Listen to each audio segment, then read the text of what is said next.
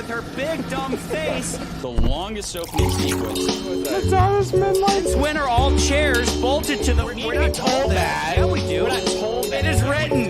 It is written. Hello, McCurdy. Hola. I need a better intro than just hello, McCurdy every time. What's Hola. up with it, McCurds? ¿Cómo estás? Oh, that is on theme. Sort of, yeah, it is. Yeah. ¿Qué tal? I don't. Cabrón. Mi amo. Do they demonetize if you swear in other languages? Like if I said, You want to find out? Pendejo. You want to find out? Demonetize. I don't even know what that means. I don't want to know. It means dickhead. But he said one of the guys Sanchez in quotes, Sanchez called her pendeja, which I guess if pendejo means dickhead, then the other one might mean see you next Tuesday. Pendeja? I don't know. You're calling her next Tuesday. You're calling her vagina head. So we need an expert. I wish that's if I had a superpower. I've thought about this long and hard. If I had a superpower, I actually wish that I could speak any language. That's a good one. That's one that like people don't think about, but I'm like, how incredible would that be? You could use that. You could go anywhere in the world, and you would be able to communicate with people. Well, I was asked this recently. What is Louise B says cojones, which means testicles, balls. I was asked recently, what superpower would you go with? And I said, I want to be omniscient because I'm addicted to information all day, every day. I'm just trying to cram as much information in, and it's never enough. I constantly still feel like a dumbass. So I want to be omniscient. I want to know everything. If I was in Kingdom of the Crystal Skulls. Yeah, exactly. And if I made it to that point, I would also know all the languages. So I got you beat. I guess I got you beat. So sure. I'm just I don't know what's in this decanter here, but that might not be whiskey. That might be poison. It could be. Poison string assassin guy came in and poisoned my drink. Drippy drip. Drippy drip. All right, let me get rolling on my Audacity. Put you up in no, that's not it. Oh, I made a list view. Only you need to add the list. There, see? List view. Aha. Isn't list view cool? I also made this. Like because in StreamYard you can't delete layouts, or at least I haven't figured out how to delete layouts. So I just made this one just to fill in a gap or just something different. And it's called fuck because I couldn't get rid of it. You can probably see it right in front of you. You can go ahead and make use of fuck whenever you need it. Okay. So demonetize the channel. Yeah. Pendejo. Pendeja. Pendejo. Okay. Are you ready to talk about Blue Beetleborgs? Blue Beetle, yes. Okay. Let's talk about Blue Beetle, shall we? I think I'm all set. Okay.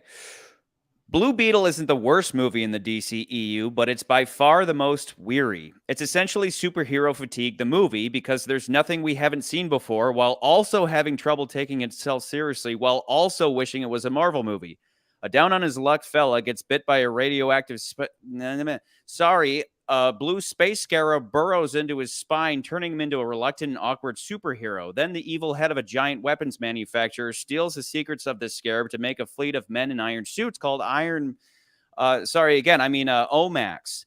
Meanwhile, everything feels random and disconnected from everything else that's happening, as if the script was really long, so they just deleted every other scene, leading to constant confusion and contradiction of character. Maybe a more serious version of this would have worked back at the outset of the DCEU, but at this point, it's just tired and weak. And also, all white people are racist. McCurdy, what you got? This just in, Chucky Rance is on the show. I'm here. He's on the show. All right, let's get ranked, everybody.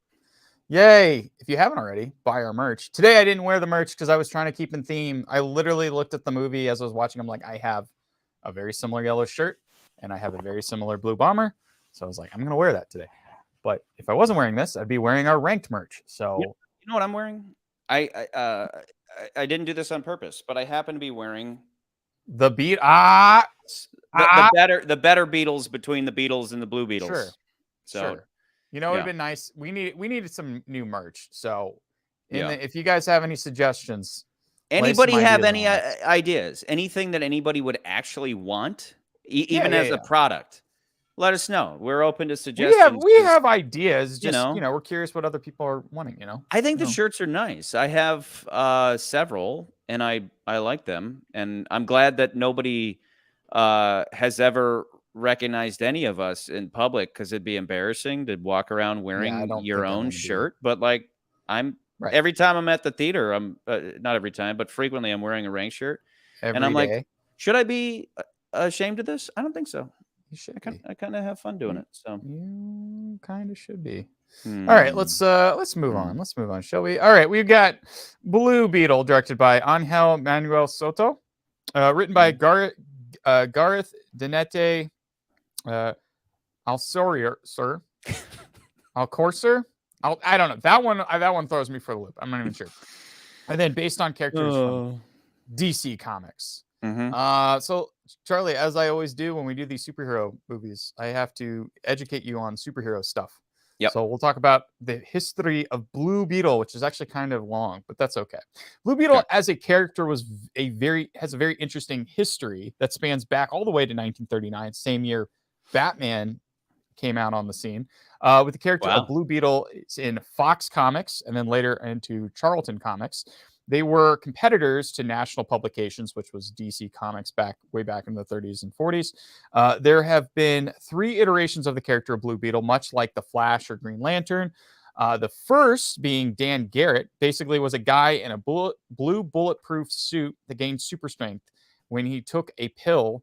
But this was later retconned when Charlton Comics took over, and they kind of changed his character. But then later, the next Blue Beetle, which we see in the film, was created in the 1960s by Spider-Man co-creator Steve Ditko as Ted Kord. He was a genius inventor that built most of his gadgets and created a flying beetle called the Bug, which he used as his main mode of transportation. In the 1980s, DC acquired Charlton Comics and infused many of their characters into the main DC universe, which also includes characters like Peacemaker, which has become more popular now with James Gunn's show, as well as the Suicide Squad. And the Question, and yes, there was another, like they've used this version of Blue Beetle in other television shows.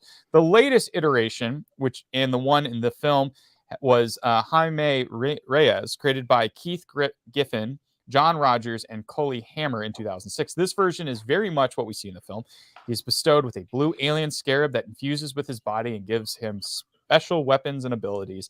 I think the big catch is usually this character doesn't know how to access many of his abilities, a la The Greatest American Hero. I don't know if you remember that one. It was a TV show in the 80s. The guy got this spacesuit from outer space, and he wears it and gives him superpowers, but he doesn't know how to use his superpowers. Are they always, is it always a blue scarab from space? No, that was is that just Jaime? That was Jaime. That was specifically the third iteration of Blue Beetle. That was something they introduced, and that was relatively new. That was 2006. So the first Blue Beetle was just a guy in a suit that was just a guy in a suit.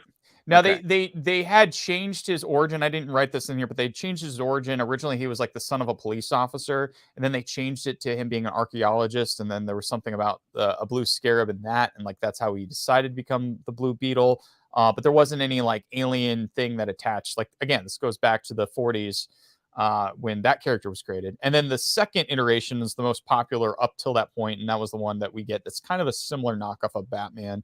He has like, he has the Bug. He's got all these gadgets, but he's a little more fun loving. They make jokes and references to that version, Ted Kord version of Blue Beetle, and his origin. That character has always been tied with the Reyes character as far as like a continuation of that character. Okay, for this Moving movie, on, though, real quick, though, for this movie, did they take all these iterations and they combined them, or for this movie, or was it the case that they're already so like Ted Cord, guy in a suit, happens to find a blue beetle in space, or was that like two separate iterations entirely that were never really associated with each other, but for the purposes of this story, they combined them? There's there's been different iterations I've watched of this. Like there's one version where Ted Cord finds the blue scarab and then it ends up on Jaime Reyes. There's one version where that blue scarab just crashes on Earth and then it finds Jaime Reyes. So there's been different. So there just happens to be a guy in a blue suit called the Blue Beetle happens to find a blue beetle from space. Yeah, but I mean, I think I could be wrong, but I think that blue scarab usually is in Cord Industries and somehow ends up with. So that element is kind of true to what's in the comics. It's sort of loosely in line with it. So let me move on real quick. So there is a Watchmen connection with this movie, and if you saw a movie that and thought that bug looked familiar, you'd be correct, because when DC acquired the characters from Charlton Comics, Alan Moore's author of Watchmen used those characters as the basis for the Watchmen. So in the comics and the film, the character of Night Owl is a take on Ted Cord, Blue Beetle, who also has a similarly shaped flying blimp-like vehicle. There's also the first Night Owl, who is an elder, which connects back to the first Blue Beetle. And then in this film, we see both characters' costumes on display in the Blue Beetle cave or lair, or whatever you want to call it. When they go to the Blue Beetle lair, you see those two costumes. One of those is the second Blue Beetle. The other one's the first Blue Beetle, and they're just there. And I don't remember if they mentioned Dan Garrett, because he does say something about there was somebody else who had the blue scarab, and I can't remember if that was the name that he said or not. But those both of those characters are referenced in this. And yeah, like there's if I could easily see people being like, that looks a lot like the Watchmen thing, and that's because it is the Watchmen thing, except Watchmen stole it. And we'll talk about this more. And it's not so much this movie in particular, but there's a problem that DC will inherently have as they move forward, and that is that like it's a race to get your storylines to the movies, because even if you made your character and your storyline came before the other competitors did, because there are a lot of similarities and crossovers due to tons of reasons, whether it's authors crossing over to the other books, or if it's like just so happens at the same time they both came up with similar ideas, or they were both influenced by the same movies, or whatever it might be. It doesn't matter, because if it goes to the movie, if yours gets to the movie first, most people are going to associate it with this. So like a good example is like Deadpool, right? Like Deadpool came out, everyone's like, oh, that's Deadpool. And then Deathstroke comes out on the movie screens, and they're like, that looks like a lot like Deadpool. It's like they're copying, DC's copying Marvel. I'm like, no. Deadpool was always a parody of Deathstroke. And so like you have things like that all the time. But I just think it's funny in this instance. If you lose the race, you're correct. Right. If you lose the race. You're correct. No one's going to know. You're the one who knows that stuff behind the scenes, and you can turn to me all you want and go, yeah, but Char, you got to understand, the first person to have the idea was actually the other people. Okay. Yeah. But all I know as the end consumer is it looks like the optics are that you're ripping off. So what you need to do is find a different angle for that superhero to fit in there. I think you have to be aware of what people have seen. And this isn't even like how many times, and the point of my intro is how many times have we seen this same origin story? That's not the problem so much as we're to believe that this is like, I don't know, 20 movies into the DCEU, and this is what we're getting now at this stage. You know what I mean? It's like I'm saying even within its own series, it's tired. Well, that's my point. And I would again, you want to connect a lot of the DCEU stuff. I look at it and I'm like, I think these things there's a whole other Warner Brothers issue that's behind the scenes, that these movies are not as cohesive as Marvel is. So to compare them is kind of like you are comparing apples to oranges. It's not really comparing the same things, even though you think on the surface you're comparing the same things. Let me just. It's hard because we don't know. It's hard because it is undefined. Right. There, you have this orphan child Blue Beetle walking around saying, "Who's my mommy? Who's my daddy?" And James Gunn's going, I ask your mom. And then, Warner Brothers, the mom is going, we don't know either. Just like, come here, let me hold you, and then looking at James Gunn going, are you the dad or not? And he's like, you would know more than me. You know what I mean? So that's where it's at. So going back to 2018, Gareth Dunnett Alceris? I don't even know how to say that name. You tell me how you would pronounce that. I'm just gonna call him Gareth. Alcocer? Alcocer? That sounds more right to me. I'm just gonna say Gareth. Okay. So his script was intended to be this is going back to 2018. His script was intended to be a mid-budget film that would go straight to an HBO Max and would have been a part of the DCEU timeline. Because I know you keep referencing this as a DCEU film. That's changed drastically because this movie is kind of self-contained in very many ways. This was also true for that Batgirl movie that was shot but never released due to tax cuts, which everyone's complained about. But yeah, those movies were both supposed to be straight to streaming films, including this one. They got bumped up, and then in 2021, in 2021, what am I saying? Warner Brothers decided to bump up these films to a theatrical release. So Mexican-born Gareth script focused heavily on the family and uses scenes mostly in Spanish when characters are speaking from the heart. The Reyes Blue Beetles, originally home to El Paso, Texas, but they created the fictional city of Palmyra City to be to be on par with Metropolis or Gotham City in the comics. This is also this guy's second screenplay. The first being 2019's Miss Bala, which I believe is Miss Bullet. That's what it's something like that's what it translates to, which starred Gina Rodriguez, and she's like best known for what was that show? Like I don't remember. I think it was Jane the Virgin or something like that. Yeah. But yeah, that's this guy. This is like his second screenplay. And you can see like it does the family stuff. I think really works. We'll talk about it more, but I think you can see that this does feel like somebody who's still getting the hang of the script thing. Like it's not, I don't know, like part of me, I want to say it was his fault, but it's not. Like I think there's a lot of choices at play when it comes to this movie. And it's not like, I can't like point my finger and be like, it's your fault. You know, this is just, and he's the sole credit on this film. Like there was another person who maybe done some little rewrites in here, but he's the sole credit. This isn't a movie with like a bunch of screenwriting credits like I complain about in other times. So it's sloppy as hell. It's not poorly done enough that I'm like, it's crap, it's garbage, but it's right. It's one of those where you need to kind of like roll with the punches to understand. I mean, plenty of times I'm watching this going, did I leave? I asked myself several times. I was like, did I leave? Did I miss something? No, I haven't left the theater. I didn't miss anything. You know, yeah. But my brain kept doing that. Like, oh, you must have missed something. No, I'm not. I didn't miss anything. But that's the thing. That's what I said. It feels like it was really long script, and they said just delete every other scene. You know, we need to cut this down. But sir, nothing's gonna make sense. Like people will figure it out. You know, like that's what it felt like because things would come up that wouldn't connect to something that came before or came after. So it just felt like a movie on random mode, like an AI wrote it in random. Like they forgot to uncheck the box that said random. No. Like they left random on. It's just, you know. So it's more indicative of the scene where George Lopez is like, this stuff looks like someone made it who had ADHD, and I'm like, that's how this movie feels. Yeah. It feels like someone with ADHD made this movie. This is directed by Angel Manuel Soto. Speaking of ADHD, that would be great if like he's like outspoken. He like, I have ADHD, and like we're just talking about this, and I just didn't know that at all. How dare you? I have this disorder. He originally had pitched to DC doing a Bane origin story, but was hired to direct this film instead. That kind of happens in Hollywood all the time. You go into a studio and you're like, I have this idea for this thing. Great, we want you to do this instead. You're like, okay, I'll work. Like, you know, and that's kind of the attitude you kind of have to have, right?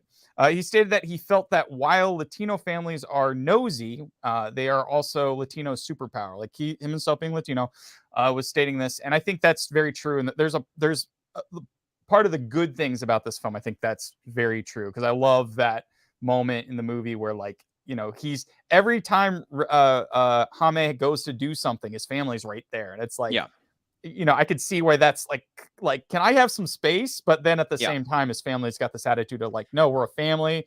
We're gonna stick together. We're gonna figure this out together. I loved that element of this. As I was watching this, I'm going, what is this bringing to the table because we've seen all this before, Marvel or DC or otherwise, we've seen all this before. Doesn't matter. And that was the one thing that I was like, that, yes, we had Shazam, which, you had the foster family. It's not like we haven't had families, but this was something else entirely, where it's like it was a superhero with his family. Like, his family is an integral part of not just the plot, but just like everybody was a part. They were the allies. They were all part of this thing together. So that was the only thing that I was like, okay, this is fresh, at least. And all the way down to the very first time that when the Beetle actually burrows into him and turns him into the Blue Beetle, which, by the way, was like terrifying. He said he quoted saying it was David Cronenberg for kids. I don't even know for kids. Oh, it's like, he's like screaming, and like his face is melting, and and all the family kept cracking jokes, but I was like, everybody would be shitting their pants, and like passing out, or like running out of the house. But but instead they just kept cracking jokes, like, and just, it was goofy. But so what that kind of circumvented was the classic, I'm a superhero and I can't tell anybody, even my family. This was like, no, fuck that. The family knows right away, and they're all on board, so that was fresh, even though a lot of it was mishandled, and we'll get into that. It did have that element. So he achieved that sloppily, but he still achieved it. The one thing I really, really liked about this movie.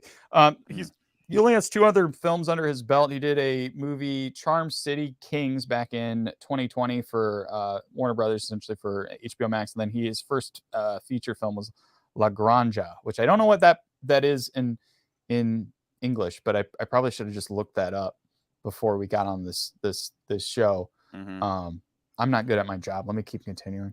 La Granja. La Granja. Just look it up. Xolo Marduina. That's how you say his name. That's like such a, like, you see that X and you're like, holy crap. How am I supposed to say that name? Yeah. Who is he in Wu-Tang?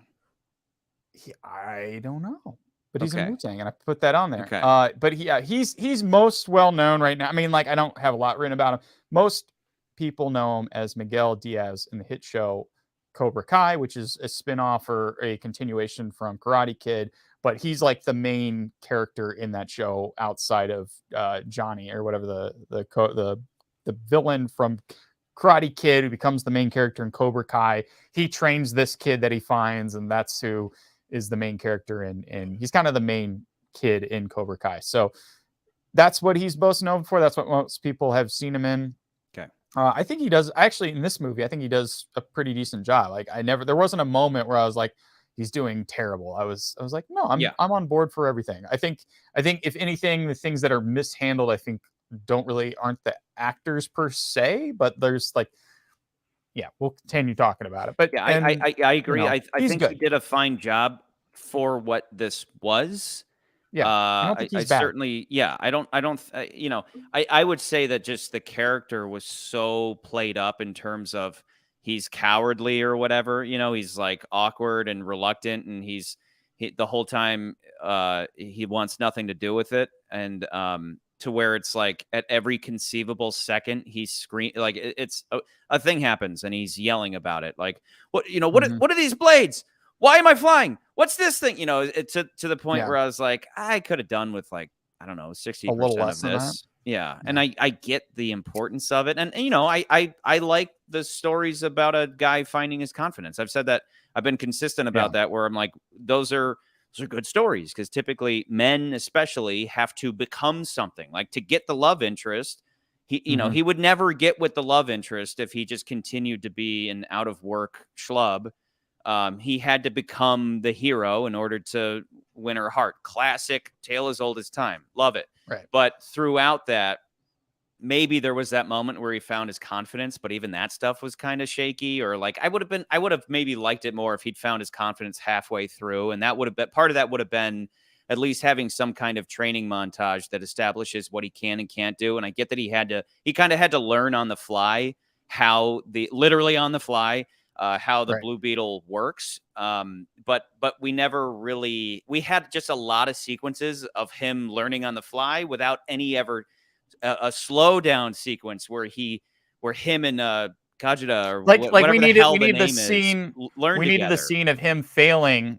What we needed was like he fails at something, and because he's not like what it would have worked as. And I don't really want to talk about this now. I want to talk about this after we get through this. But like you just needed a scene where like he fails, and then they regroup and they have to train him. And they're like, then the third act, he uses what he trains to do that. Much like any, even Karate Kid, I think did something similar to that, right? Yeah. Where you like any good story worth its salt is going to give us that. You do something like that. So let's just keep moving on. Let's finish these slides out. And then we can kind of talk about you do that. I'm still trying to figure out who he was in Wu-Tang. Bruna Marquezine, I think that's how you say her name. She's a Brazilian actress. She's gorgeous. She's all I really. She was stunning. But she has been a professional actress since age of 5. She was born in Brazil. Mostly done telenovelas. So again, if I mentioned all the things she's done, most of our audience I think would be like, I don't know any of these things. I'm like, I don't know either. But she's done a bunch of telenovelas, which basically Spanish soap operas. She was up for the role, but the interesting fact was she was actually up for the role of Supergirl in The Flash. She was like the number 2 pick, but mainly because she couldn't travel internationally during the COVID pandemic. She's Louise B. She's my wife. She couldn't travel. Dude, that's amazing! Like, congrats! Get her on the show. That is so cool. We didn't know this. Right. But anyway, they wanted to put her in The Flash, and then because of when they shot it and everything, they couldn't get her on The Flash. So it seems like someone at Warner Brothers was like, "Oh no, we want this person for Blue Beetle as Supergirl." Oh, okay. Yeah. So they wanted her originally for Supergirl. She was like the number 2 pick or whatever, and then they were like, "Nope, we're not going to do that, but she'll be in Blue Beetle instead." Yeah. And I think again, she does a fine job. Next, we'll go through the family, and a bunch of names I'm going to mispronounce. Yay! Okay, so we got Andrea Barzara. She plays the Nana. She's 67, looking older in the film than she actually is. I think they did some makeup. You could tell they did that glue thing, Yeah. Like, because it was just in one big patch right here, Right. It's like just one little... She looks like she had makeup. Fenced-off patch type of thing. But she has had many roles over the years, Spanish speaking and English speaking.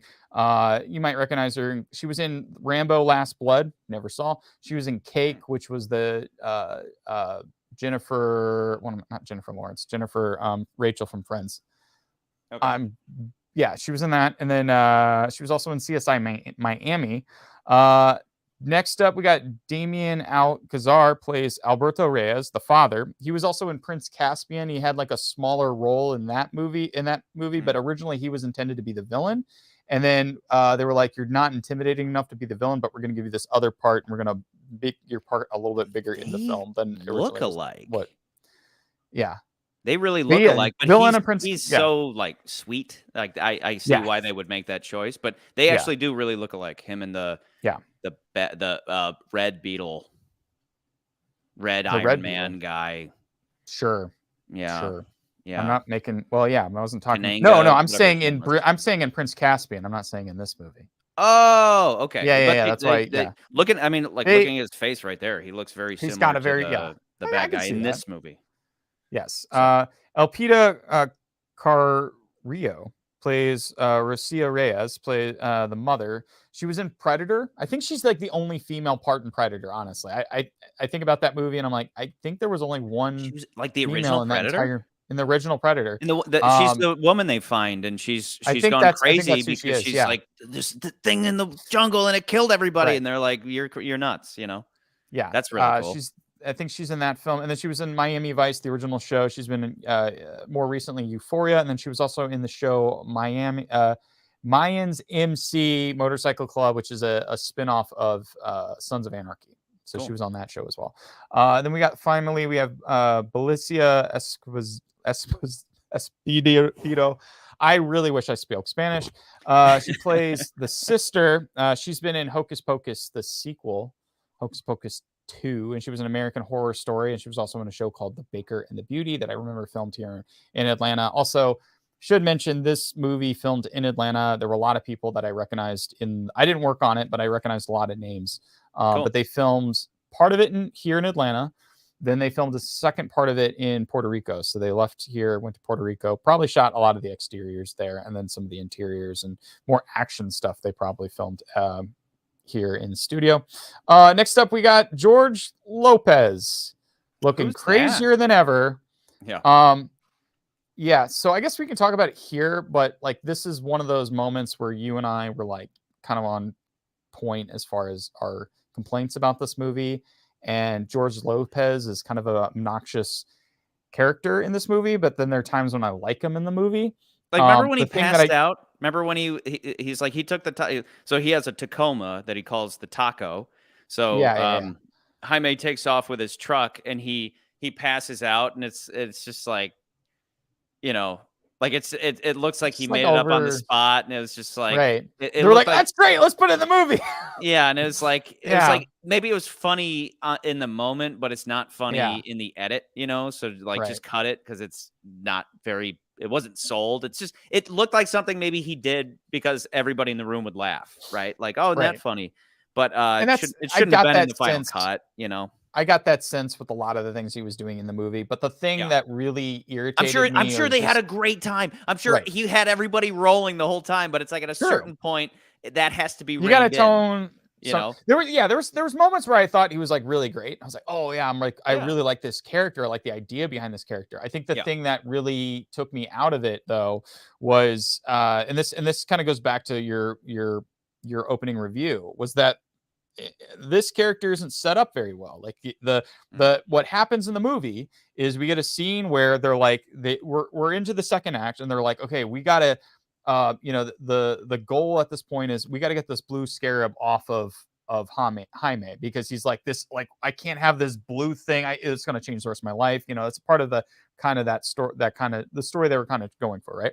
So they're like, well, we got to go back to Cord Industries. We got to get the key to get that to the thing that we think can get this off of you. And so that kind of leads them. They're like, well, we got to break into Cord Industries, but I just left from there. They were trying to kill me. Like, how are we going to get in? And out of the blue, George Lopez is sitting there just like, well, I built this thing called the trampoline, and like and I'm gonna use that. And we're just like sitting there as the audience, like, what's he talking about? What do you mean? Is that real, or are you high? What, you know, like, yeah. And he's like, I built it, and it's, you know, it's gonna do some crazy stuff. And you're like, okay. And then when they get there, he brings the Tacoma, and he brings it to outside of the Cord Industries, and he's basically built like this. Remember in Ocean's 11 when he's like, it's the pinch, you know, you use the pinch, and it's like kind of like that, but it's like a big red. It looks like a tool. It looks like it looked like a toolbox. Thing. Yeah. Was it looked like this big thing? It allowed him to hack into the security cameras? Was that what it was? Or something like that. Like, supposed to create a glitch. All you needed, and all you needed was when he shows up late to the airport. It's like, why was he late? Oh, I was late. I was working on a new thing. You're always working on crazy, stupid inventions that don't work. And he's like, no, this one does work. Just a line of dialogue that just suggests to the audience that like maybe he used to work for the government, and that's why his character is like, oh, he's paranoid about the government. Why he's paranoid is because he used to work for the government, so he knows all these crazy things about the government. And like, just you need something like that where I instantly am now, okay, this guy is a smart inventor. Instead, you're 100% on. This is all perfect. Instead, what they did was, oh, George said something funny here, and we're going to keep it in. Where it's like, sure, yes, but the director working with the editor, their job is, yes, that was funny on set. I've made this case a million times with like Cocaine Bear. What was the other one? Haunted Mansion. Just because somebody says something funny that was funny the day of, leave it out. Excise that if it contradicts the character or if it doesn't build up the character proper, right? So again, within the confines of this, the movie begins with Jaime flying home to Palmyra City, which we've never seen before, right? It's not a real city. Yeah, it's not in the comics. It's not a real city. You got Gotham, you've got Central City, you've got They wanted to basically, and again, like they wanted to basically, the writers wanted to make something that was like, okay, well, Batman's got Gotham, Superman's got Metropolis. In the comics, he's got El Paso, Texas, but there's nothing in El Paso, Texas. And so we were like, let's give Blue Beetle a city. So much this is like new? The Flash has a city. Yeah. So they wanted to create for this movie, they invented this new city? Wow, okay. They created the city. They were like, we want to create this. I think that's creative. Sorry, when it comes to DC versus Marvel, I think that it is creative. Where Marvel takes place in the real world, fair, with real cities, New York, blah blah blah. But to do this, like DC's always done their own cities, which I've always thought was really cool. And then it's cool when they actually visualize those cities, be it Gotham, be it Metropolis or whatever. This one felt like a Latin. This one felt like a Latino version of like Florida. I'm thinking of like I'm thinking of like Shanghai or like Dubai or like some like up and coming city where they like you have these giant enormous buildings and then you also have these terrible slums at the same in the same area, like Hong Kong, right? Like Hong Kong has all these slums, but then there's also like this, these beautiful high rises and all this stuff. And I liked that, but they made it kind of like a Latino Miami type thing. And I like that. I thought that was all very creative, how they introduced that. I thought that was cool. But anyway, we were back to the point we were talking about Mario or George Lopez. I keep calling Mario Lopez. George Lopez's character. But no, you're right. Like I felt like it just felt like we needed a little, like it's like it lends to the plot just being like, well, we need this to happen. So I need a character to do this. Who's got something? Okay. George Lopez's character, he's going to do this now. And it's like, well, where's that set up? Like you could have set it up. And that also leads me to think that there may have been more in the front part of the script that they had to cut because they had to have all these action sequences and they had to pay for those action sequences. So there's part of me that's like, yeah, maybe they cut just a line here or there, or they got rid of some stuff in the beginning of the movie that dragged the beginning of the movie down. So they were like, they wanted to get to the action quicker. That's my guess. I don't know if that's for sure. I could ask somebody, but like, I don't know. Like that was just the one little nitpick. That like an accordion. I can't put it any better way. Like an accordion. It was this long, so they said just go like this. Just condense it like an accordion, and it just led to a lot of confusion and contradiction of character. I could be wrong. I could be wrong. It could have never been in the script. It just feels weird when you have a character. And the thing is, I have a solution to the problem out of nowhere. I like that character as he goes along, and he's like, "Oh, you're a tech wizard," and we kind of learn those things. I just wish that they had subtly hinted towards it, so then I'm not like bombarded. It's just kind of like, it's just like you want to be warned first, or you just want to be eased into something. It's not so much like a tease, but you want to be like prepared. So then when you get to those points of the movie, you're like, oh, okay. So you're like a tech dude and you know all these things. Okay. I understand this because you said this earlier. So I get the point, but like, and then again, when you're going to bring in a guy like George Lopez, a very well-known, incredibly successful comedian, he's going to go off book. He's going to do funny things because he's a natural entertainer. That doesn't mean that in the final edit you leave those things in. It doesn't. It doesn't mean that he gets to run the show. You bring him on because you want that raw energy, and maybe he'll give you a variety of things that you could use in the edit. But a lot of times it felt like they weren't reining him in a la Cocaine Bear, which that entire movie is that concept on cocaine, which is reining on crack.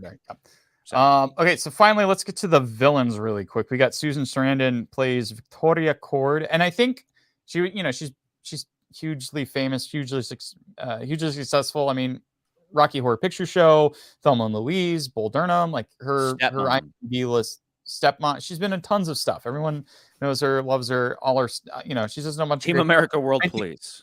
Team America World Police. Is she really? I don't even remember if she was. She's movie. One of I the felt like she is one of the weaker points in this movie, and I just think that like she just. It's just. She reminded me of Jamie Lee Curtis in Haunted Mansion, where it was like just not bringing it. Just felt like a paycheck for her, which is a little bit. Yeah. What else do you expect with a movie like Blue Beetle? It just didn't feel like she was there to put on a good show. It wasn't just that. I felt like the script doesn't do like you're right. When you say the big thing about this movie that I think we'll harp on a lot is it feels like a retread of specifically Iron Man. Like it's a specifically they took the concept of like this tech company that sells weapons wants to be a weapons company, and then the good guys get this piece of tech that they want to use for good, but the bad guys are like, we want to copy this to make soldiers, and they're like, we don't want to do that. and that's like very much what this movie is redoing. But I feel and like then at the end, story, the next in line, the literal daughter of the guy who founded the company is like, we're not making weapons anymore. We're gonna give to the people instead of taking from the people. We're gonna give to the people, and it's like, you know, blah blah idealistic crap. Sure. Like I get it though, but right at the end, she's like, now this company. I mean, if I heard that, I'd sell all my stock in Cord right away. I'd be like, what? You're the guy, man. You're the guy. You are. What's this guy? Yeah. What's the? I don't know what the guy is on in one of those stock shows, but yeah, the guy in Iron Man. Sell all your stock. Yeah. But sell. Which he remember he was an Iron Man because he. You're not wrong. That's what I'm referring to. Yeah. He Mad Money with Jim Cramer. He's like after Tony Stark's like, we're not going to make weapons anymore, which like you could make whatever you want, but Miss Cord doesn't say what they're going to make. But yeah, he's like, sell everything. Like, how can a weapons company not make weapons? You know? So yeah. So, but with her character, I felt like I want to say they underdeveloped it because it just feels like the whole time her direction was play the bad guy. Just every scene you're in, play the bad guy. And I don't think that's interesting. I think it would be more interesting. You never, like, the thing that everybody tells you about villains in general in scripts and movies, the villain in their eyes always sees themselves as the good guy. And I never got a sense of that. I always get a sense of like that character is just playing the bad guy.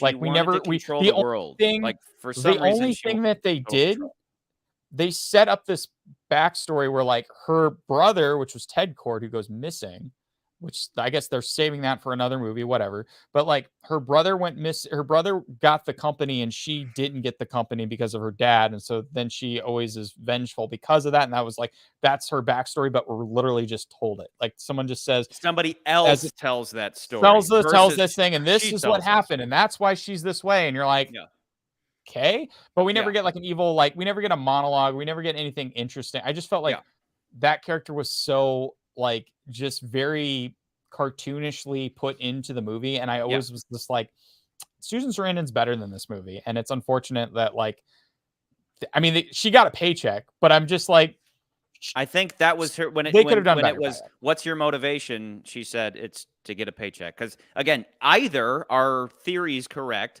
and that her character was fully written, or it never was, and she read the script and said, "This is garbage, but I want to be paid XYZ." Yeah, right? Because like, I don't know what else she's. I don't think she signed up for this because it was like, oh my god, this character is incredible. I mean, even down to again her prime motivation. Maybe she just was like, I want to play a bad guy. If like it would have been more interesting if it was that motivation of I got fucked over by daddy and I'm going to fuck over young Cord, you know, my niece. I'm gonna F her over so I can take back this company that should have been mine in the first place. That's a more interesting motivation than I want to build androids to take over the planet. Because like, I mean, I understand it's like a Spectre level. I want total control. Very like, but it's conflicting so far as like, like that is just like a twiddling your mustache. Evil for the sake of evil. Why do you want total control? Well, maybe that explains itself. Who doesn't want total control? But at the same time, you have this delicious, smaller motivation there, which is she got fucked out of a huge company and she wants it back. That is more interesting. But they already make the movie sound like she already has control. So then it's like any conflict for that character to have for like her motivation is not really there, because then it's like, well, she already kind of has the company and she's already controlling the city, and they blur the lines between it's like someone just says a line off camera that says, oh well, the Cord Industries owns the police, and you're just like, what? What? And they have their own paramilitary force, but like it's just very messy. Let me move on and listen to the last in the slide. So then we got Real Max Torello. I think that's how you say his name. There's Ignacio Carpax or OMAC. So he's been in Cowboys and Aliens. He's been Reddick. He's been in Sicario and Sicario 2. He was in Apocalypto, and he was also in Mayans MC. Now, the character of Carapax, which is the character's name, and OMAC is an amalgamation of the character of Carapax, who was the villain to the first and second Blue Beetle. And then OMAC who has been a DC hero villain going back to the 70s. Like he started as a hero, and then later, because he was like a one-man army corps, I think is what the acronym stands for. He was its own separate thing. They've been trying to put OMAC in. DC has been trying to put OMAC into so many things. And this is like the first time they were like, oh, we got it in a movie. They were trying to, if you remember, George Miller, who did Mad Max, a great filmmaker, right? He was going to do a Justice League. They got very close to actually filming that movie. They had it cast. They had done screen tests. And then Warner Brothers pulled the plug because they were doing the Dark Knight, and Christopher Nolan was doing his movies, and there was probably some other reasons as well. But OMAC was supposed to be the villain or part of the villain's thing in that movie, and then they never did it. So DC has always been trying to make OMAC happen, and I guess they made it happen in this movie. Maybe that feels why it's so forced, because it's like, this might be the last DC. We gotta have OMAC. We gotta put it in there. Gotta get it in there. It's like, it doesn't fit. I already have this incredible character who just wants revenge against her dad for giving the company to her brother, and he's gone, so I'm gonna get that revenge against the daughter. And they're like, that's too highbrow. Put in the OMACs. I'll give DC this. It's like, you're gonna have a superhero movie. As a comic book fan, you want a superhero villain. You want a super villain. So I thought it was like, okay, it works. But the archetypes that they use are kind of like, this has been played out. It's kind of like that very James Bond. Very James Bond. This is her odd job, essentially. She's Goldfinger. He's odd job.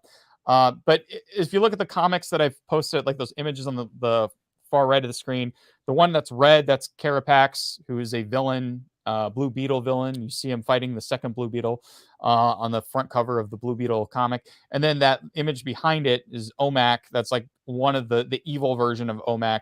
Basically, he had like I think this character does. He has like a mohawk. He kind of looks similar to in the Guardians of the Galaxy, the character that Michael Rooker plays in the comics. They kind of look very similar.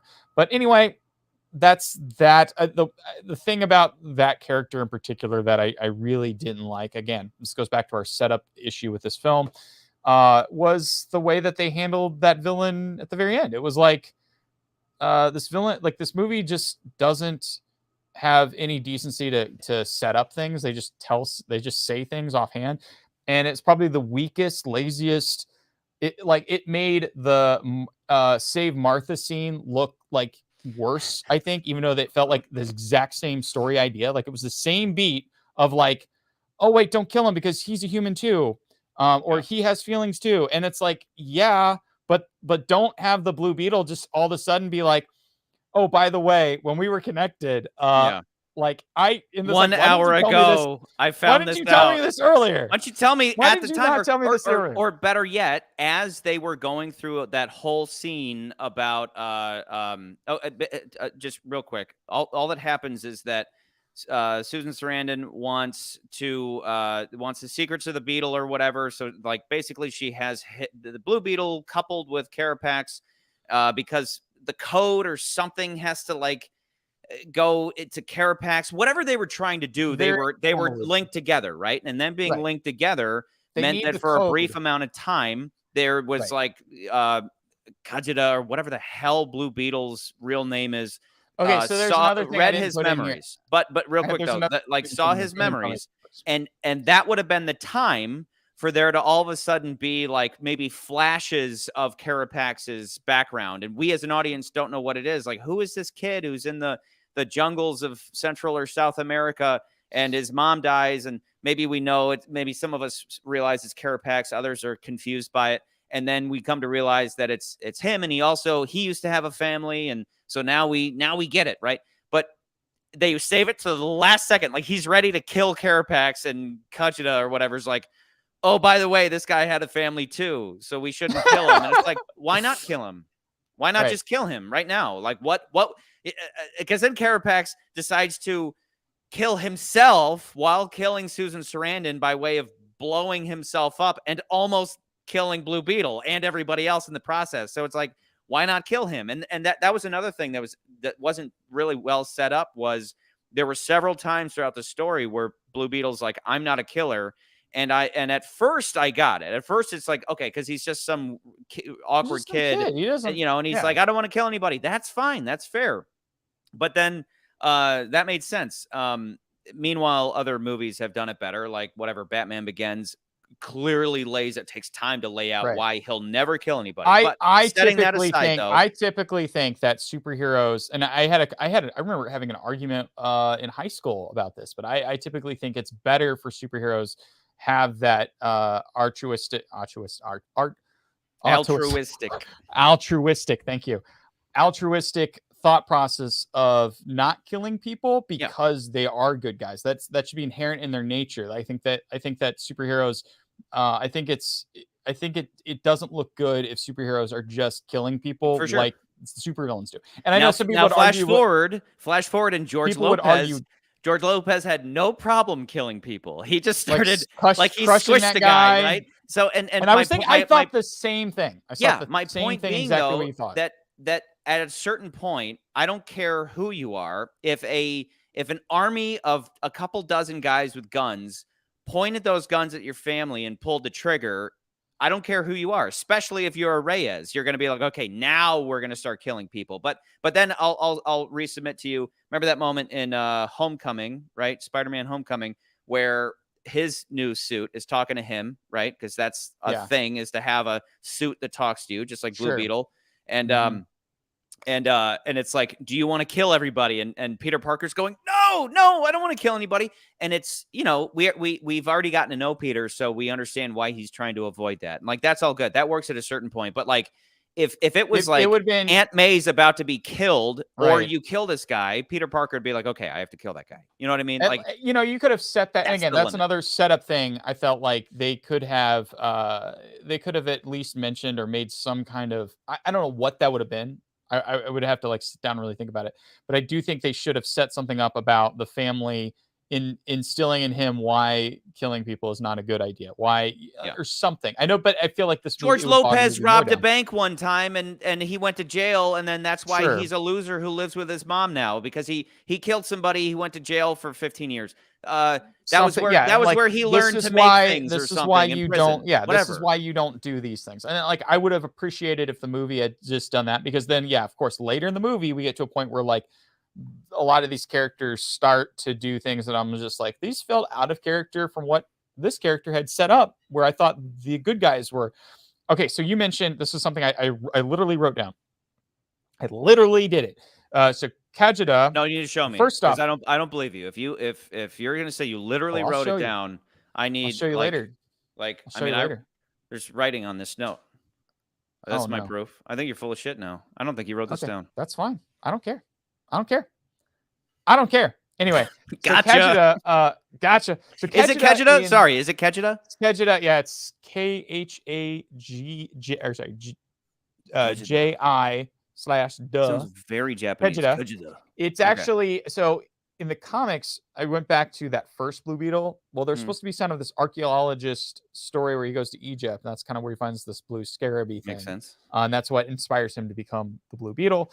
Okay. Apparently, like in one iteration, so there were like 2 origin stories for that first Blue Beetle. The second one had this archaeologist thing, and he apparently would say that name like Shazam, and then he would become the Blue Beetle. That was like one version. Okay. The first version was the different one. And then, of course, they created a new one, which was Ted Cord, and he was kind of a very different version.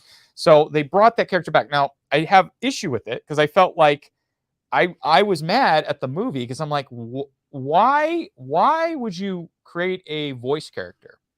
And they're supposed to be a symbiote. And we saw a symbiote movie, and it did a much better job. They could have done the route of Venom. Like, again, if we're gonna be rehashing everybody else's ideas that they've already done, and I've seen Blue Beetle do this in other media, like in cartoons and stuff. Make that thing a character. Don't make it and Jarvis. Venom did it. Venom and Jarvis, where it's not AI bot. This Kajida sounded like this. It sounded like AI bot. Humanize it a little bit, so that we start to like it. Like Jarvis. Jarvis is an AI bot, but he's like, I am Jarvis. What does Iron Man need? Because then we'd be like, I don't care. It's just a computer. I don't care. To your point, Blue Beetle, Kejita, whatever, should have been someone that by the end of it we had actually a personality, really cared give about. it something interesting. Because if it's supposed to be like, if it's supposed to be a being that's supposed to be symbiotic with that, and it's like, I know Venom already did that, and I know Venom precedes, as far as even the comics go, like it was before that, but like for this thing, because this movie reminded me a lot of not the movie, but like that character reminds me of this movie called Star Kid that came out in the 90s. The kid who was in Jurassic Park, the annoying kid who was like, he's like, I like dinosaurs. He was in a movie later on. Actually, that same kid was in played the bass player in Bohemian Rhapsody. He was also in the Pacific. Right. So he's been in a bunch of movies, but he was in this movie called Star Kid. And I remember as a kid was basically this kind of very similar plot to this, right? There's this spaceship thing lands. It's got this suit. He gets in the suit and he's basically running around the entire city in this super suit essentially. And he ends up having to fight space aliens at the end of the movie. And it was kind of a fun little kids movie. But that movie, at least that Star Kid, the suit that he has had a personality, and there was like some back and forth. And I feel like the movie doesn't want to spend time doing that because we're too focused on doing the family thing. And I understand why, but like make that like, I agree. I think they should have done something with that voice, that character, and don't make it just the Star Trek computer. Make it be like Gladys from Portal, give it some personality, do something different. I was just very annoyed by, okay, this like there could have been more there. And I just felt like whoever the direction was like, be a robot. And you're like, no, be a character. Don't be a robot, So, it's something that like was frustrating because what an interesting, because again, think of me again. I don't know the comics. I didn't even know about Blue Beetle. I'm one of these people that's like, I've never even heard of a Blue Beetle. So, I go into it being like, I'm excited to find out what that is, whether it's Egypt, whether it's space. I just want to know what this thing is. It's never explained. It's just, they say it's like alien in origin, and the only thing we get is like this giant, like they're digging out of these giant spheres. But I was confused by that because I thought at this point in the movie that they'd already like. So backing up, at one point in the movie, the first time they introduce Carapax, you see that he's got like studs and things, like he's a part, like kind of like Doc Ock, right? He's got things in the back of his head. So you're like, okay, so this guy's there's some kind of super suit thing. Yeah. Okay. And then you see him and he comes to Susan Sarandon and they're at this facility very similar to Man of Steel where they're digging, people are doing something, they're digging out of this big sphere, this stone looking sphere. And I was confused because I'm like, does this mean like they're getting the scarab at this point in the story, or did they have it prior to this scene? Is there another scarab that they're trying to get? She said, I've been looking for it for 15 years. Right. So it's kind of implied that like Todd, Fod, right. Code, Ted what? Ted Cord. That Cord had hidden it, but it's again, big long script. Delete every other scene. So it's like that. Was that what it was? Because I felt like, like later in the movie, they're like, oh, we had the scarab and it did this thing. And then like the last person who had it, he ended up dying. And then, so that's why I was like, wait, we never see that cool moment, that Jurassic Park-esque moment, like when they find the amber and it's like, ooh, big mystery. Right. What is this? What is this? Didn't get that. We never have that moment where they actually crack it open and she goes in there and she picks it up and she's like, oh my God, this is going to change the world. Instead, Jenny Cord just goes into the Cord building and she walks into like a tiny little lab, like just like easily accessed lab. And it's just sitting on like a little platform thing as if it's like some Apple phone charger. Right, it's just sitting there. If you remember, in that grabs it, right? But you remember that like that thing is supposed to like they're absorbing the code or something. But it should have been housed in something that looked grandiose. It should have been. And again, it should have been this like, and it was surrounded by a force field. Like it should have had something, but instead it just looked like it was sitting on somebody's Apple phone charger. Remember, this was going to be an HBO Max movie, so I do wonder if that had anything to do with it. But I have no idea. So that there's that. What's another thing I wanted to? You're like, Terrible. Awful. Oh yeah. Okay. You know, and I like that she smuggled it out in a burger box. Like that was the perfect, burger box, that box yeah. ties into the Flash. So in the Flash, in the Flash comics, there is a burger joint, Big Belly Burger, that is referenced many times. Belly buster, in the Flash, right? This was the belly buster. Belly something like that, yeah. But the burger was called that's the belly the buster. Burger, right? Yeah. But the burger that's the same burger company that is in Central City that I think in the Flash movie you may have seen in passing or whatever. But it's like this burger chain that he always eats at because he needs a lot of calories. Yeah. So they tied that in with this movie where it's like, oh, you see the little box and they open it up. As far as like the design of it, if it's reference to the DCEU version or the DCU, which I didn't even get into, but basically James Gunn was saying this is the first official DCU movie because he has to like parse out between like, I've got 4 projects in the pipeline, none of them are which are mine, and I got to put these in. The Flash is so bad for him, dude. Flash is going to retcon, and this movie is supposed to be the first of the DC movies, even though I didn't write it, I had nothing to do with it. So just go in and make heads roll. Go in and just fire, like just make heads roll and make a big point of being like, it's done. Everything is going in the fucking garbage, and James Gunn is here to start it over. I could see there's elements of this where I can see they can still salvage some of this, but I felt like as far as the overall thing, I feel like the people I would point fingers at are probably the director's choices as well as the maybe the script, but like I don't know that for sure because I didn't read the original script. It just feels like, it just feels very incohesive. Let me say this. Let's go back. Wait, one more thing. Okay, go ahead. I'll make a note of it. I have one. Actually, I want to write it down. You're gonna. I'm writing it down right now. I'm gonna write my note down. I'm writing it down right now. Look at me. I'm so special. I'm Charlie. I'm gonna write it down. Okay, so I have one thing, a good thing I wanted to talk about, but I kind of want to harp on all my bad points about this movie because we kind of talked about how things rush. I want to talk about Grandma, but the thing I actually want to talk about was the one sequence that felt like revenge, or it felt like Transformers: Revenge of the Fallen, when at this point in the story, Jaime has been kidnapped. They're sucking the life out of the scarab, and he's attached to it. And like he goes into heaven, basically. Yeah. And he sees his father. And I felt like this sequence was terribly edited because one, they're using like this uplifting music, like his dad's giving him the inspiration, like he's supposed to be at his low point, and his dad's telling him like, you can do this. You have it's your family, destiny. Like, behind. It's your destiny that this thing, which is found weird. You, which is weird because it's like it could have found anybody, but it chose him. But also, suddenly his ghost dad's like destiny, and it's like, is it destiny? It was random, but it's like this random. Moment is the Spider-Man moment, right? Okay, But the thing that I'm complaining about isn't that scene necessarily.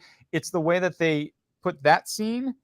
It's like an editing thing. Like, and tell me if you're figuring out what I had a problem with.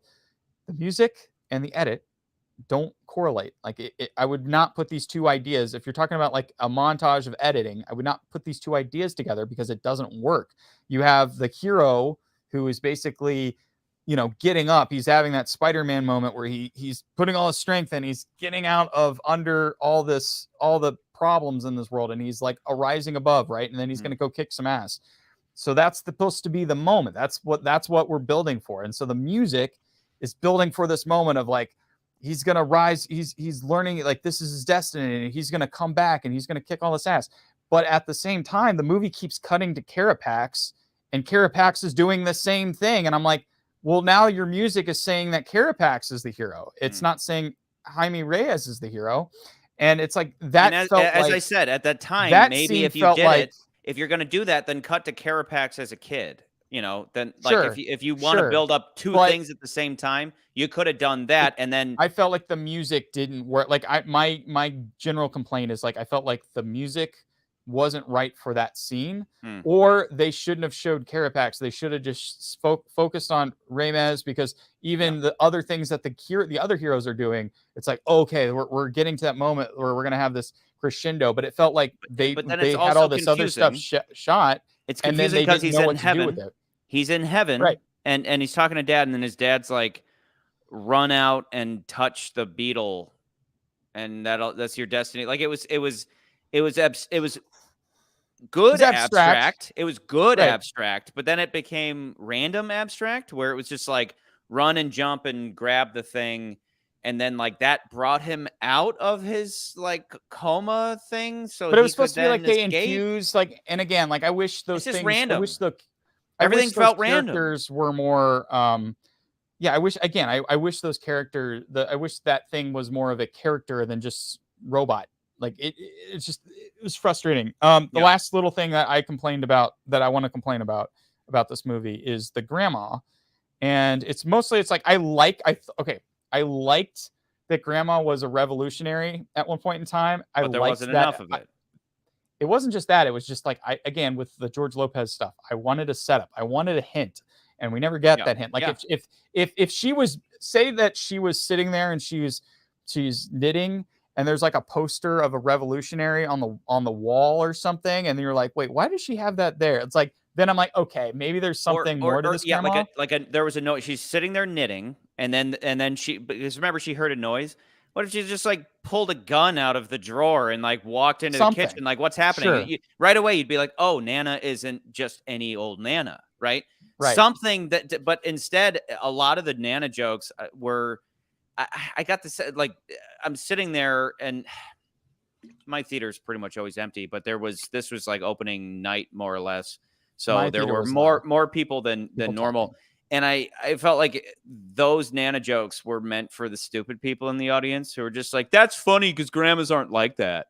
And I'm like, yeah, but you also need to set it up a little bit, or at least that would have made it more enjoyable. But instead, everything is random. Everything in this movie from one scene to the next is random. I liked that she was a revolutionary. Me too. That when she sits there and they're like, here's what we're gonna do, and then she's like, we're gonna go through here. I was like, oh yeah, grandma's gonna kick some ass. But Grandma, how do you know how to hold that gun just right? You know, like it was fun. She was a revolutionary. But it was like, you're like, oh, that's so cool. There should have been a little more. I just didn't like that they didn't set it up, and I do wonder if there was a setup and they just never. Again, they cut it because they were like, oh, we're stretched for time. That was the one thing I was like, I wanted. Right. Kevra says he was disappointed in this movie because there was no Paul, there was no John, there's not even Ringo fucking Starr. Does he know I'm wearing this shirt? Maybe, but he doesn't always watch the beginning. Oh, look, wait. There's John, there's Paul. No, there's a blue Beetle. There was a George. They did get George. They got a George in this movie. George. Jorge. Yeah. They got Jorge Lopez. Yeah. Jorge Lopez. Okay, so one thing. Okay, do you have any negative things? Because there is one positive thing. The one thing that I thought the movie does really well at, and the one scene I actually really liked, was family. And the one thing I really, really liked, that I think they did an excellent job of setting up, and it paid off, and I thought it was great, was the scene where Jaime and Jenny are sitting in our old mansion, and you've already established that Jaime and his sister, they're talking about how like we live in the slums and it doesn't matter, like the rich people just push us around and we just like we'll go wherever, and like we live in the squabble, and like they feel like we're basically oppressed essentially because we're poor and we don't, and there's not, and we have this whole house thing that we have to deal with. I have thoughts here. No idea what we're gonna do. They had no idea what they were gonna do. And then I loved how we get the juxtaposition of it, where Jenny, she comes in and the first thing, Jaime's saying is like, look, like, this must have been great. You lived in this house and you had all this cool stuff. And she's like, yeah, this is just a house with stuff. Like there's no love in this house. Yep. And I was just like, oh, that like got me so like that scene was like perfect. Like I was like, perfect. Yes, they tied all the family stuff really well. It's like a real thing where like, okay, you're dirt poor, right? Like, where's my hand? Like dirt. Is it going that way? Dirt. Why are we dirt doing poor? Because I'm trying to get this right. Dirt poor, and your happiness is low because it sucks to be poor. Right. At a certain point, you make more money and you reach like optimal. Are you about to like hold hands with me? Maybe at the end of what I have to say. So you start making more money, and then you reach an optimal level of happiness, but then you make too much money, and it just becomes more money, more problems. So the best, you want to be here. You don't want to have too much money, but you don't want to have too little. So is that why you can't date crazy? Sure, yeah. Like instead of the hot crazy matrix, this is the rich the rich to is the happiness matrix. Yeah. Matrix? So you want to reach that optimal level. And so I agree. I think that's I'd say that like that. I mean, that's what the middle class is, right? Like if you can make it up to middle class, you can live a peaceful life. Too rich and maybe it sucks. Because you're soulless, too poor and everything blows. You're too focused on this and not like the love. So wait, there was and one other that's thought why, to like that, when people complain about privilege, people complain about all the time. We hear about privilege, right. But privilege also can be its own level of oppression, and it's not just like, oh, it's all this money, it's so hard. It has its own shortcomings. So, and that's what you're talking about is like, even though they may not have as much money as the Chords, they're all happy because they're all together, you know, and that's I saw that a lot living in LA. I lived next to families in LA.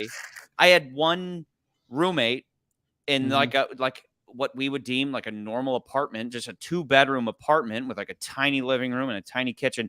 And then next door, there was a Mexican family of, I think, 12 living in that same amount of space. And when I found that out, I was like, wow. But, you know, that's the type of thing where you got to be really close to live in such close proximity with your family. Sure. The only thing that ruined that for me, though, wow, K1 just joined.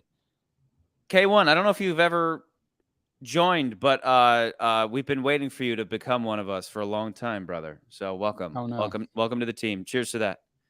Cheers. Cheers to Mr. K1. I don't have any alcohol. Oh, wait, I do. Okay. Just like swallow some saliva. Don't drink it. Yeah, just fake it. Just breathe it. Just take a sniff, like with your nose. Just sniff it.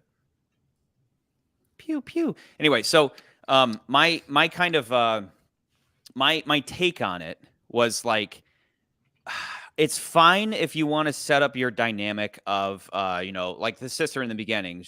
They're looking out over the water and they're like, that's the rich people and we're the poor people and we're only here so long as they want us here, and then someday they'll come in and they'll raise property values and we have to leave. And I'm like, what's wrong with that? But anyway, aside from talking about gentrification,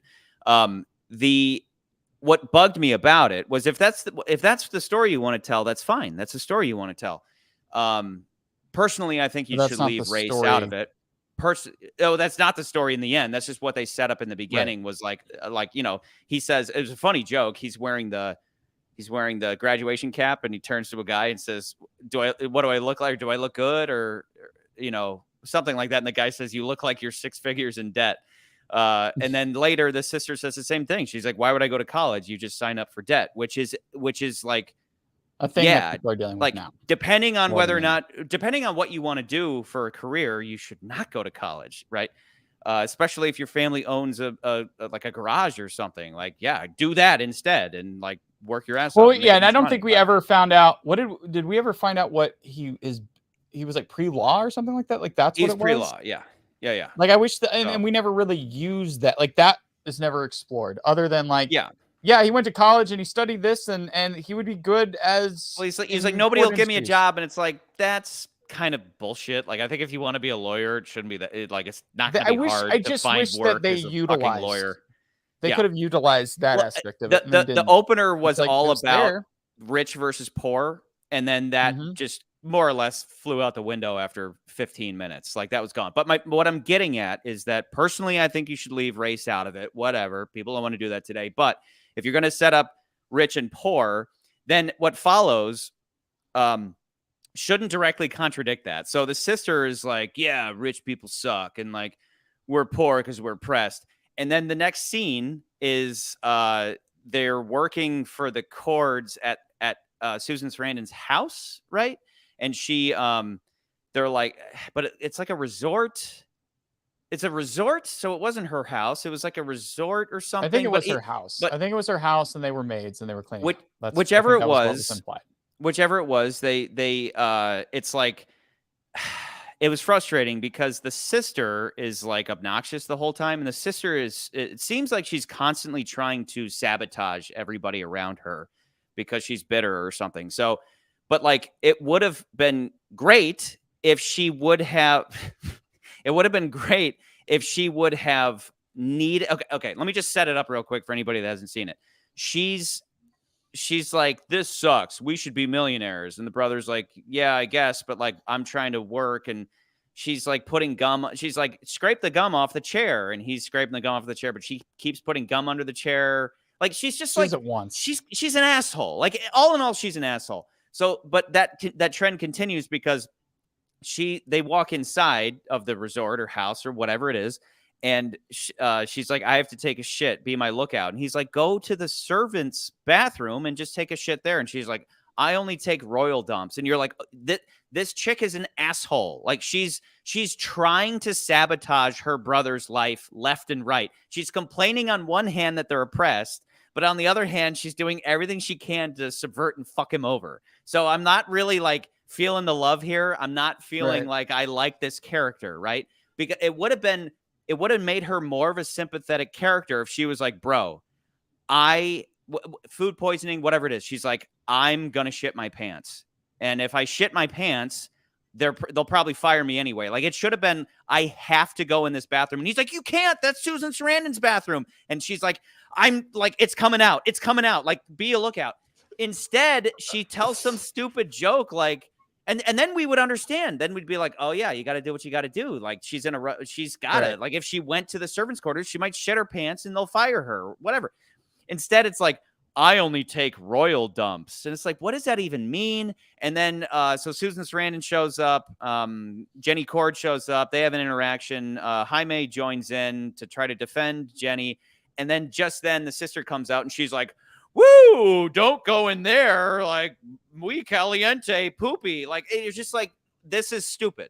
This is stupid. She's on the one hand, she's saying rich people are awful. And then on the other hand, she reveals that she's actually an asshole, right? Well, so like, I think I'm not feeling your cause here. I get your feeling cause thing. I just feel like maybe I think their mindset or the idea behind it might have just been like, this character doesn't like rich people, so fuck rich people. Like that's her mindset, and so that's where she that's like, at least there's like, okay, there's a thread there that I can follow, but I also understand your thing. It's right. It's like, right, but she also causes the issues that he had, like in this little part of this little episode, she's causing the issues that are hindering our she wants it both ways. She wants to complain about why she's not a millionaire, right? But then and like, and I get it, You know, I just and I just feel like I feel like it makes sense with that character, but I also it would have made more sense. I wish it could have been, my version would have made more sense, which is I don't have a choice. I'm going to have the conflict. You still have what happens. Have to do it. Yeah.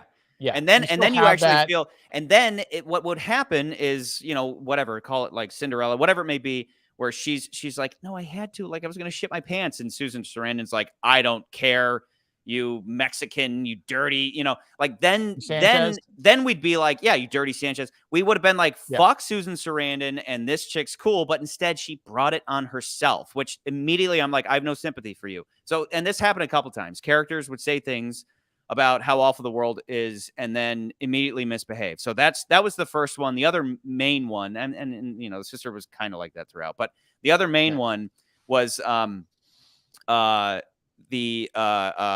Jenny Cord gives Jaime the blue Beetle in a burger box. He takes it home and he's like, I was told, Jenny gave me a job, and Jenny said, you watch this, you protect it with your life. And it made sense because, again, now at this point, we know the sister's an asshole who's trying to fuck over everybody around her. So she's like, open the box. And maybe the uncle's like, because he's a goofball, he's like, yeah, open the box. And he's saying, no, I gave my word. I'm going to protect this with my life. But they cut straight to the dad. And the dad says, open the box. And it's like, I think the dad would have been with him and said, no, guys, we shouldn't. I felt, I think that the movie, family was like, open the box. Going back to what the director, I guess, was getting at, was that like he was, and that's where I feel like some of the movie is a little more personal for the people behind the movie, because I felt like he was trying to say, like, yes, as Latinos, we have nosy families. Everybody's in everybody's business. Yeah. Not, and like, I was like, okay, I saw that, and I kind of liked that element of like, everywhere Jaime goes, his family follows him because his family's wanting to know. I liked that element.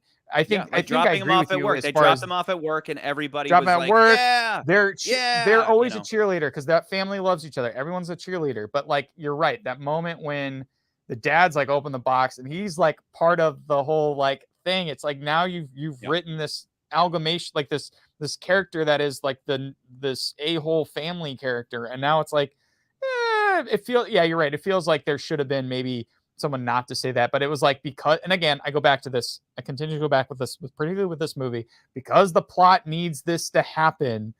It's like, that's how the story feels like. It feels like every time somebody does something, it's because the plot needs it to happen so that we can get to the next thing. How do we get into the place? Well, the plot needs this device so that they can do it. So now all of a sudden the uncle knows all this stuff.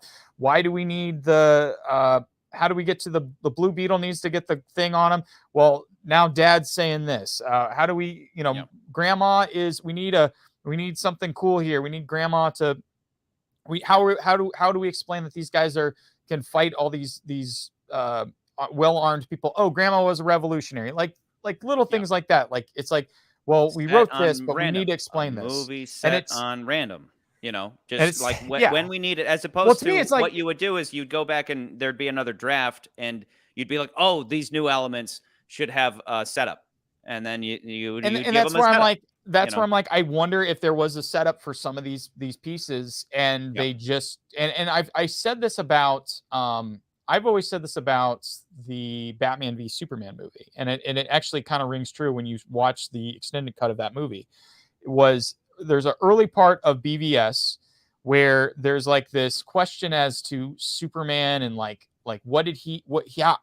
how he handled this thing that he comes to save Lois Lane, and he did stuff, and you see what he does, but then the movie cuts to it like he murdered a bunch of people, and like you never see that.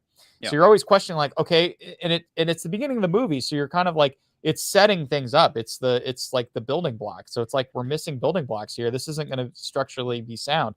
But then when you watch the extended cut of that movie, it's very clear what they did was that there was another organization of people that were under Lex Luthor's, his little paramilitary thing that he had, and they killed all of these dudes and made it look like Superman did it. And then you're like, oh wait, they should have put that in the first, that should have been in the original cut. And it's like, well, why did they cut that? Well, did you watch the whole movie? Yeah. Well, there's all those CGI things, and we spent a lot of money on that CGI stuff. We didn't spend as much money on this other stuff. So like, this has got to go. We got to keep the CGI stuff, fix it in the edit. We're done here. And like, that's to me like what it is with this movie. The job of an editor. That's the job of an editor, is to go, I don't care how much money you spent. I don't care that it took you 2 months to get that one shot. Well, I'm a producer and I'm paying it, and I'm calling the shots. And this is what you have to do. And then an asshole producer is like, well, and they're defeating the purpose. They're undermining the purpose of an editor, right? And that's why that movie sucks. Sorry, sure. Who is it? That's always. No.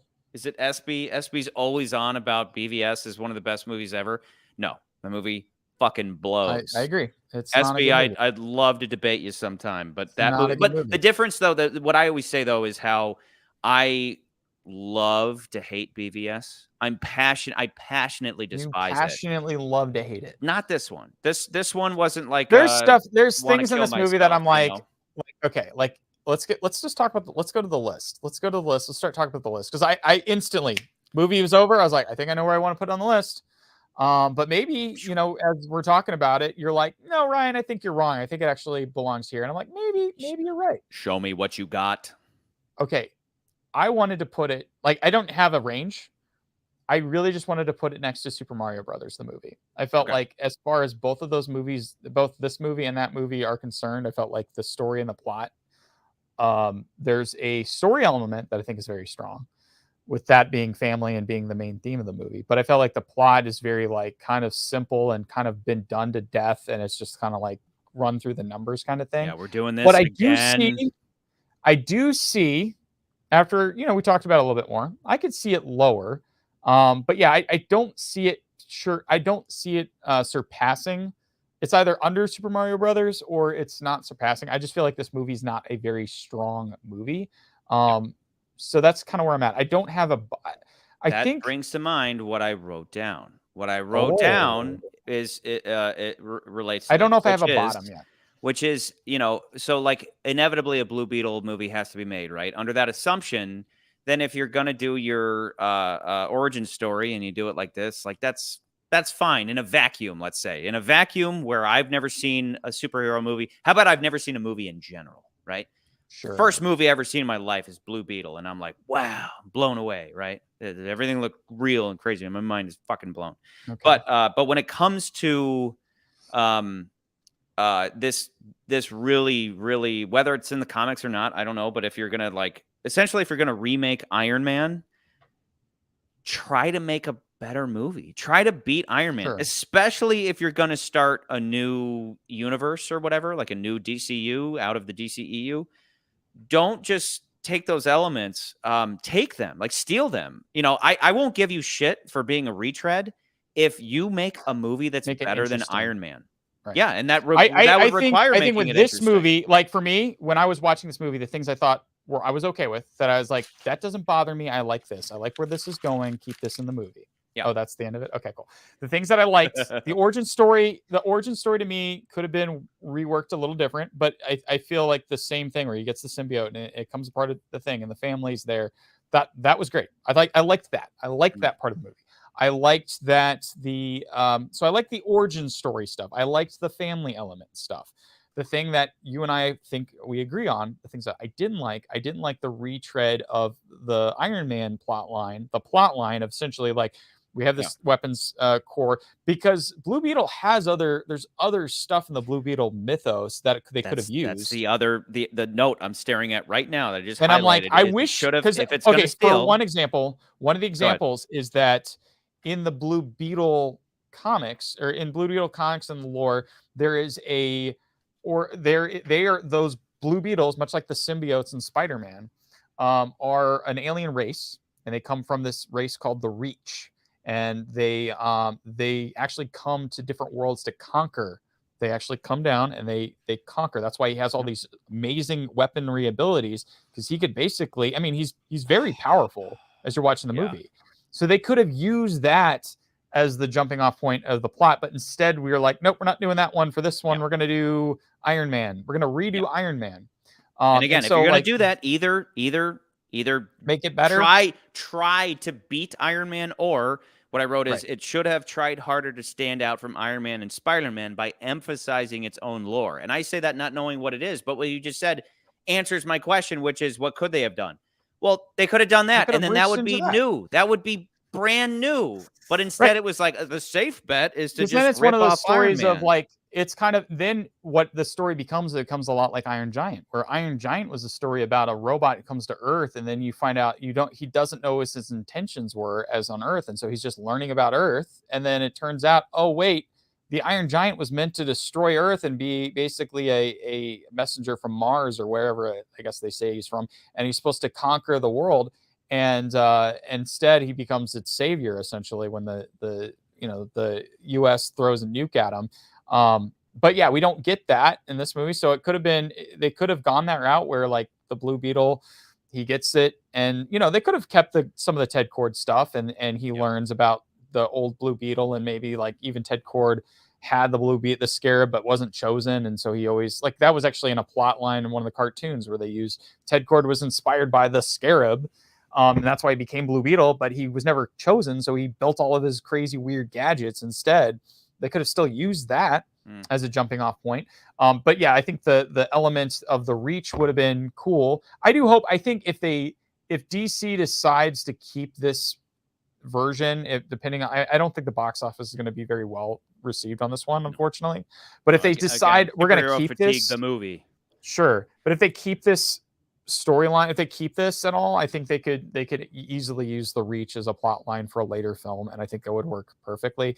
I agree. I think that the Cord industry, OMAC stuff just was such a retread and so on the nose, and you could see it. Write me a script that combines Iron Man and Spider-Man and the color blue. And then I wouldn't even say Spider-Man. I would say Ant-Man also does the same thing. Think about Ant-Man. Ant-Man even more so, because in that first movie, it's all about this. But he wasn't technology. bit by an ant, No. He had like a bug. Well, no, Yeah, I'm saying Spider-Man, You're saying that because element, he's bit by a bug. and Spider-Man also has a AI that's in his suit that's talking to him. Like, they're all kind of related. They're I'm thinking more of the plots theme. of the story, and I felt like Ant-Man's very similar in that, like, it's all about a specific technology, which they vaguely mention because they have to be like, oh, it's the code. The code to me, as you're watching the movie, is like that is basically the MacGuffin of the arc reactor in Iron Man, and it's also the Pym particle in Ant-Man. So there's like, let's retread those two elements into this script of the movie, and that's our MacGuffin. That's what all the characters are after. And I felt like it was never explained very well because it's like you're talking about a code and like, why do they need this code? They've already built all these things. Where did it come from? I would have appreciated the movie more if they were like, we hadn't built the rest of these things and we're still trying to figure it out. And then they get the thing and then they figured it, because that kind of works with the Iron Man movies. As far as like that was in the Iron Man 2, it was like he couldn't figure out how to get this weapon to work. And then this other guy comes along. He's like, I created the arc reactor, and my family was actually the ones who created it, and they built the robots and they make everything work. There's like it's a whole dive. But anyway, where were you? Let's go back to the list. Where were you suggesting? Because I was in the realm of Super Mario Brothers, but I could be persuaded maybe not there. I don't think it's terribly low, because I do feel like it's just a very ADHD movie. I think there are elements there that shine, and I think the family element shines a lot. So there's a part of me that's like, in some regards, I like it more than Ant-Man and the Wasp. But I feel like Ant-Man and the Wasp, Quantumania, at least some of it feels a little more cohesive. It's at the end of the day, it's Marvel, and even though that's one of the worst Marvel movies, there's still a certain amount of care and cohesion. That movie, I didn't complain about it as much as you did. I think the things that I felt were weak was that third act. I liked the Wizard of Oz going to another world element. Missed opportunities left and right. That was my biggest gripe. Was like, this could have been incredible, but it's like, no, we have to shove all this shit in. And that's this movie, but also constantly having trouble taking itself seriously, where it's like, like whatever, bug fart and George Lopez. Do you think maybe that stuff? Maybe Renfield? Would you say Renfield? Because I mean, thinking about those, I'm in Renfield territory now. Where I'm at, what I wrote, McCurdy. Okay, smartass. Above Evil Dead, along with all the other retreads. We're in the same neighborhood because this is where all those stupid retreads are. It's fine that this movie gives us something we've seen before, but it would have been better if it outperformed that previous iteration. That being like I said, if you're going to try to redo Iron Man, you better make a better movie, and they obviously didn't. Instead, we're well into the DCEU, and we're getting this retread, right? I think Renfield. Okay, here's where I'm at now that you've said that, because I think we were similar ballpark. Because right. Because I like the family stuff. I think if you're going to take the family theme, outshines. It's better than Evil Dead. Evil Dead tried to do a family theme. I give you that. I give you that. I think that's the thing that that's the thing that shines in this movie, and that scene. Oh, the other thing I was going to mention about that scene with the when they're sitting there and they're having their heart to heart and they're about to kiss, which is such the cliche played out, like they're about to kiss. Some guy's got to come in. Like, I remember sitting at the door. It's like George Lopez is going to come in. Yeah, but it's like, even though you expect it, it has to happen. It has to. It's like, is it a cliche? But anyway, during that got to happen. So during that scene, though, there is a TikTok of this guy he's making a joke about Christmas decorations and families with stockings. And he made this joke about, like, if you had a family with the perfect, like, everything matched stockings, he's like, there was no love in this family. Like, this is the family that was all about making everything look pristine and special.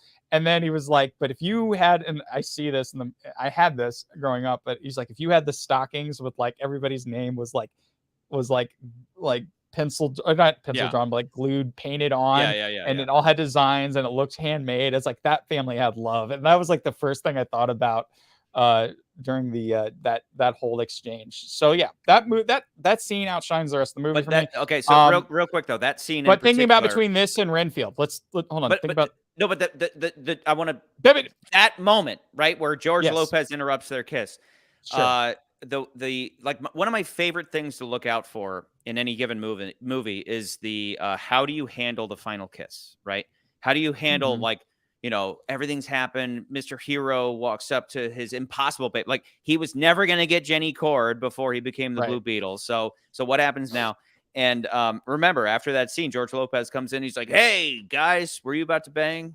Can I watch? No, I can't. I'm the weird, creepy uncle. Okay, I'm going to leave. And then it's like moment ruined. And then do you notice, right, when Jaime stands up, he covers it, like he pulls his shirt over his dick because he was aroused. I didn't notice that. No. Yeah, so I didn't see that. Like Jenny leaves the room and then he kind of like pulls his shirt down. And he stands up, to, like, because like if you were staring in the eyes of whatever her name, Bruna, whatever, like, yeah, oh my gosh, she was like, gorgeous. you would have the issue of needing a pillow. So he stands up, he walks out, and then that's called back later. Where they have their first kiss, and and I like, as I just said, I love looking out for the first kiss because every writer is tasked, eternally tasked with coming up with a fresh way. Because that's the thing, it's a cliche moment, but it's a necessary moment in every story, and so the writer is tasked with coming up with something to break the cliche. So what do they do? We know he has the Blue Beetle as part of his conscience now. So, and it's always looking out for his health, right? It's like concussion detected, so on and so forth.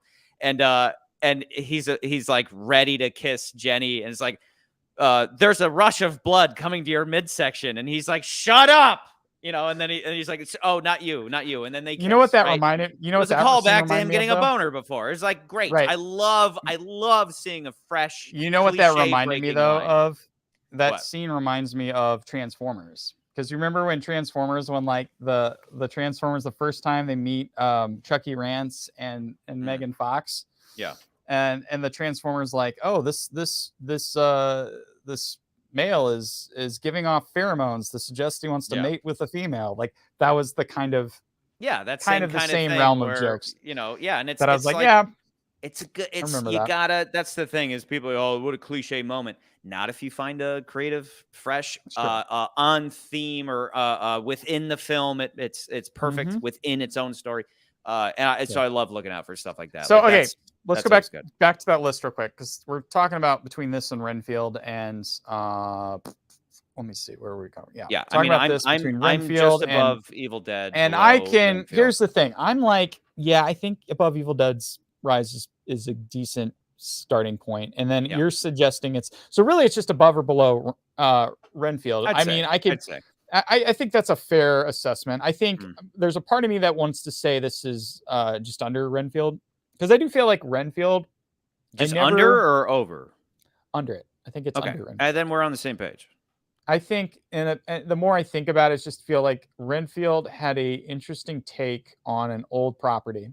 Yeah, and it excels at that old take. This had an old take on an unheard of property. Sure, and it's relatively speaking, but but Renfield, on the other hand, it's just like there was it was humorous. I liked the characters. I thought that the setup between I remember like they had Nicholas Holt's character and Awkwafina and like how that all. Gelled. I can't remember exactly why we put it so low particularly, but I do remember it did feel like it was because like it became like a goofy kind of it was like this is an interesting take on Renfield in general, but eventually it just broke down to another one of these movies where the third act is just ridiculous. Whereas this movie it's like they're in the same league. That's why they're saying they should be next to each other. But this movie felt more like Knights of the Zodiac. Movie. There's a lot of Knights of the Zodiac involved with this movie. Versus Renfield at least kind of made good on its theme of like, I'm in an abusive relationship and I need to get out of it. And it's like, oh, the joke is that turns out to be, like my whole thing was my whole thing was Renfield should have been a short film about a guy comes in, he's all disheveled, and he's like, I'm in an abusive relationship. Like he walks into a support group, and they're like, oh, we've been there before. Does he feel does he feel like he can read your mind? Stuff like that. All these jokes that Renfield's like, yeah, wow, that's totally. so weird. You said it that way, but yes. And then it turns out that it's like, oh, the joke is that it's Dracula and he can read his mind, or like he is controlling and blah blah blah. Things, Like he's the worst person you could be in a relationship with. I think and so that cleverness ran out when it just became a big Marvel fighting each other movie, like ripping off limbs and hitting people with them. But that's where it's like it just edges out Blue Beetle in my view, because even Blue Beetle, like Renfield at least took time out to say my power comes from eating bugs, so when I eat bugs I can fight. Like there's a much better version of there's a better version of setting things up. I think the other thing that if I remember correctly, I think the Awkwafina sister stuff didn't work for me. Like I felt like they did her dirty, and like there was more to that, and they just kind of cut things out, because that movie I think was a shorter movie. That was like a 90-minute movie. This one's like a 2-hour movie. But I remember that. But yeah, I agree. I think Just Below Renfield is a pretty fair assessment. I don't think it was the worst movie we've seen this year. I maintain as we do this list, movies I hate are not the bottom of this list. Like again, Last Voyage of the Demeter, I didn't dislike that movie. I actually enjoyed it. I think really when it comes to movies where I really was like not really on board with was like Haunted Mansion, or I liked Cocaine Bear. You didn't like it, but I liked it because it was intended to be terrible. But I see. Was it? Yes, though? It was. I don't know about that. It was. I don't know about that. But then there are movies higher in this list where I'm like Scream 6. I'm like, I wasn't like thinking. That movie just frustrates me thinking about it, because of just like, it's a horror movie. People should die. No one dies. It's not a Scream movie. Elements are really good. Things about it are good. Speak for the fans. No, I speak as a Scream fan. I speak for myself. I don't speak for anybody but myself. And Scream 6 is not a Scream movie. Yeah. So I would agree. I think this is Just Below Renfield. I think that's pretty. Do you want to lock it in? Point. Yeah, lock it in. I think that's pretty on point. I don't have anything to complain about there. I'd be like, yeah, I can live with that. Blue Ito. Sans John Paul, George, and Ringo, to keep that joke alive. Sure. But yeah, I mean, I have a couple more items to talk about, but I think that's about perfect. I think that's fair. You probably are going to bring things up that I'm like, oh yeah, I forgot about that. Yeah. But overall, did we talk about? We mentioned the we mentioned there not being. I think as you were doing your slides, we mentioned there not being like a. Oh, I see. Look, as the list grows, I need to make this. You need to reorganize it. Sure. A little smaller.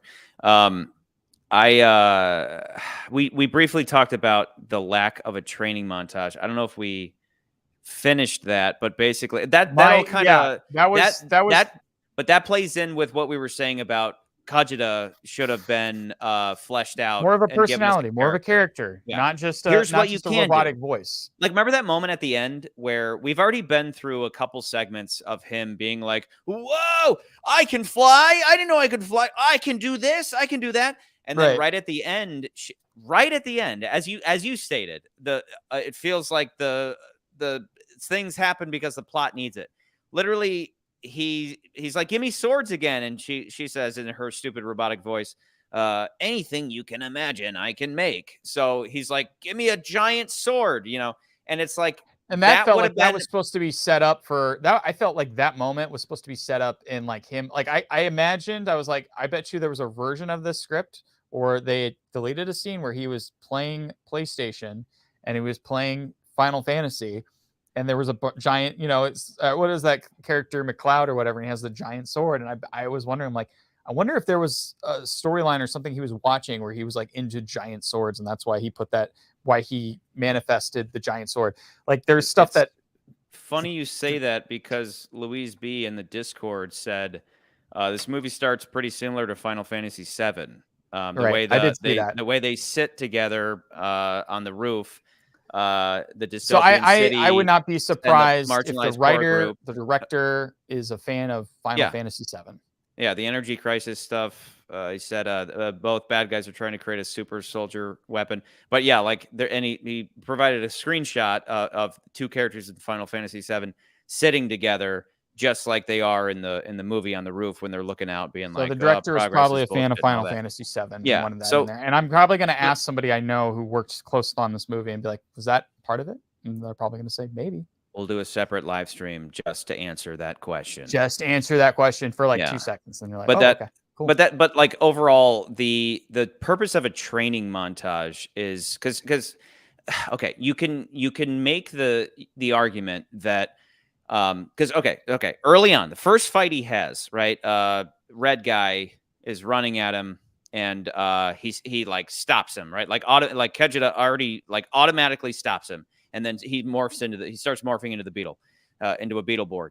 And so that's the first Beetleborg reference made tonight after 1 hour and 44 minutes. Anyway, so they then start to fight, and they continue with I didn't know I could do that. And then at some point, Kejita says, do I have your permission to take over? Even though it didn't ask for permission before blocking that punch. But anyway, so takes over. And takes over to the point, like does such a good job of fighting back to the point that he's about to kill red guy. And then he's like, no, Terminator 2. Yeah. Like Terminator 2. We're not killers, right? Yeah. Terminator 2. We're not killers, which is good. Like I'm with you that he should be like, no, I'm not. I didn't sign up to kill people, because at that point he hadn't tried to kill his family.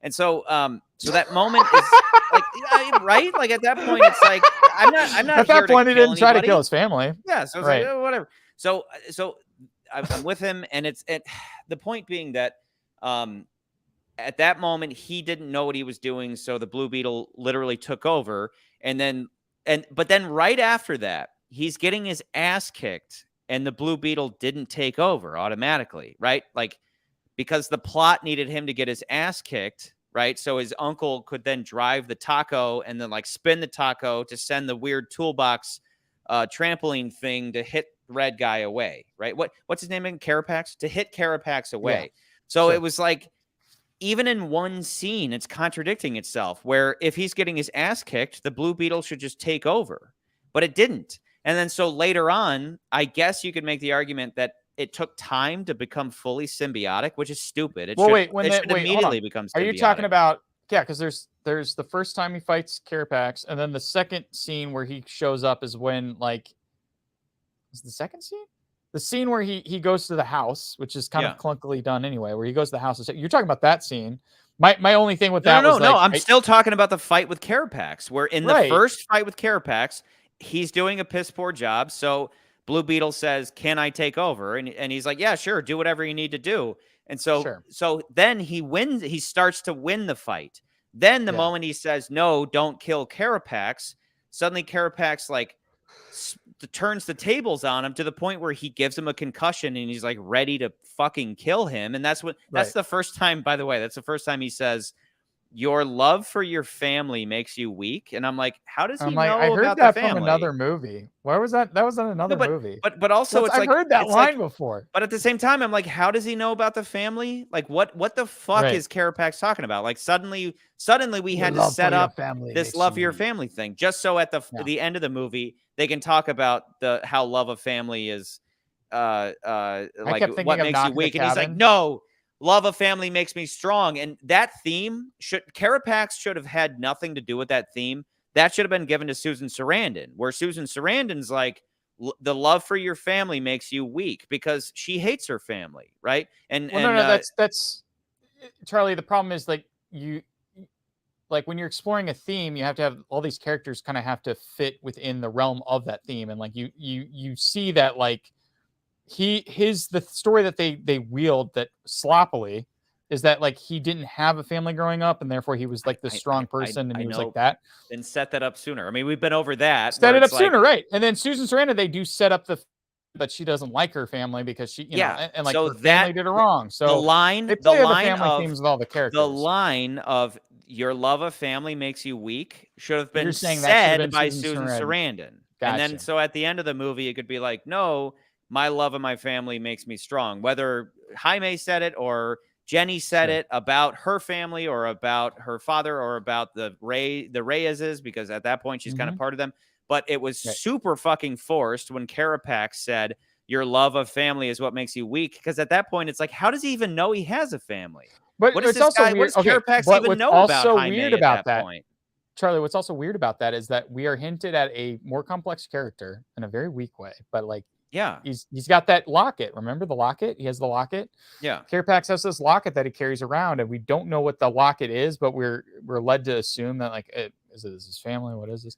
And then at the end of the movie, Blue Beetle tells us, the Blue Scarab dumps this plot exposition of like, I read his mind, and this is what his life was. When we were matched, when we were plugged into him, I found out that he had family. And I was like, who wrote this?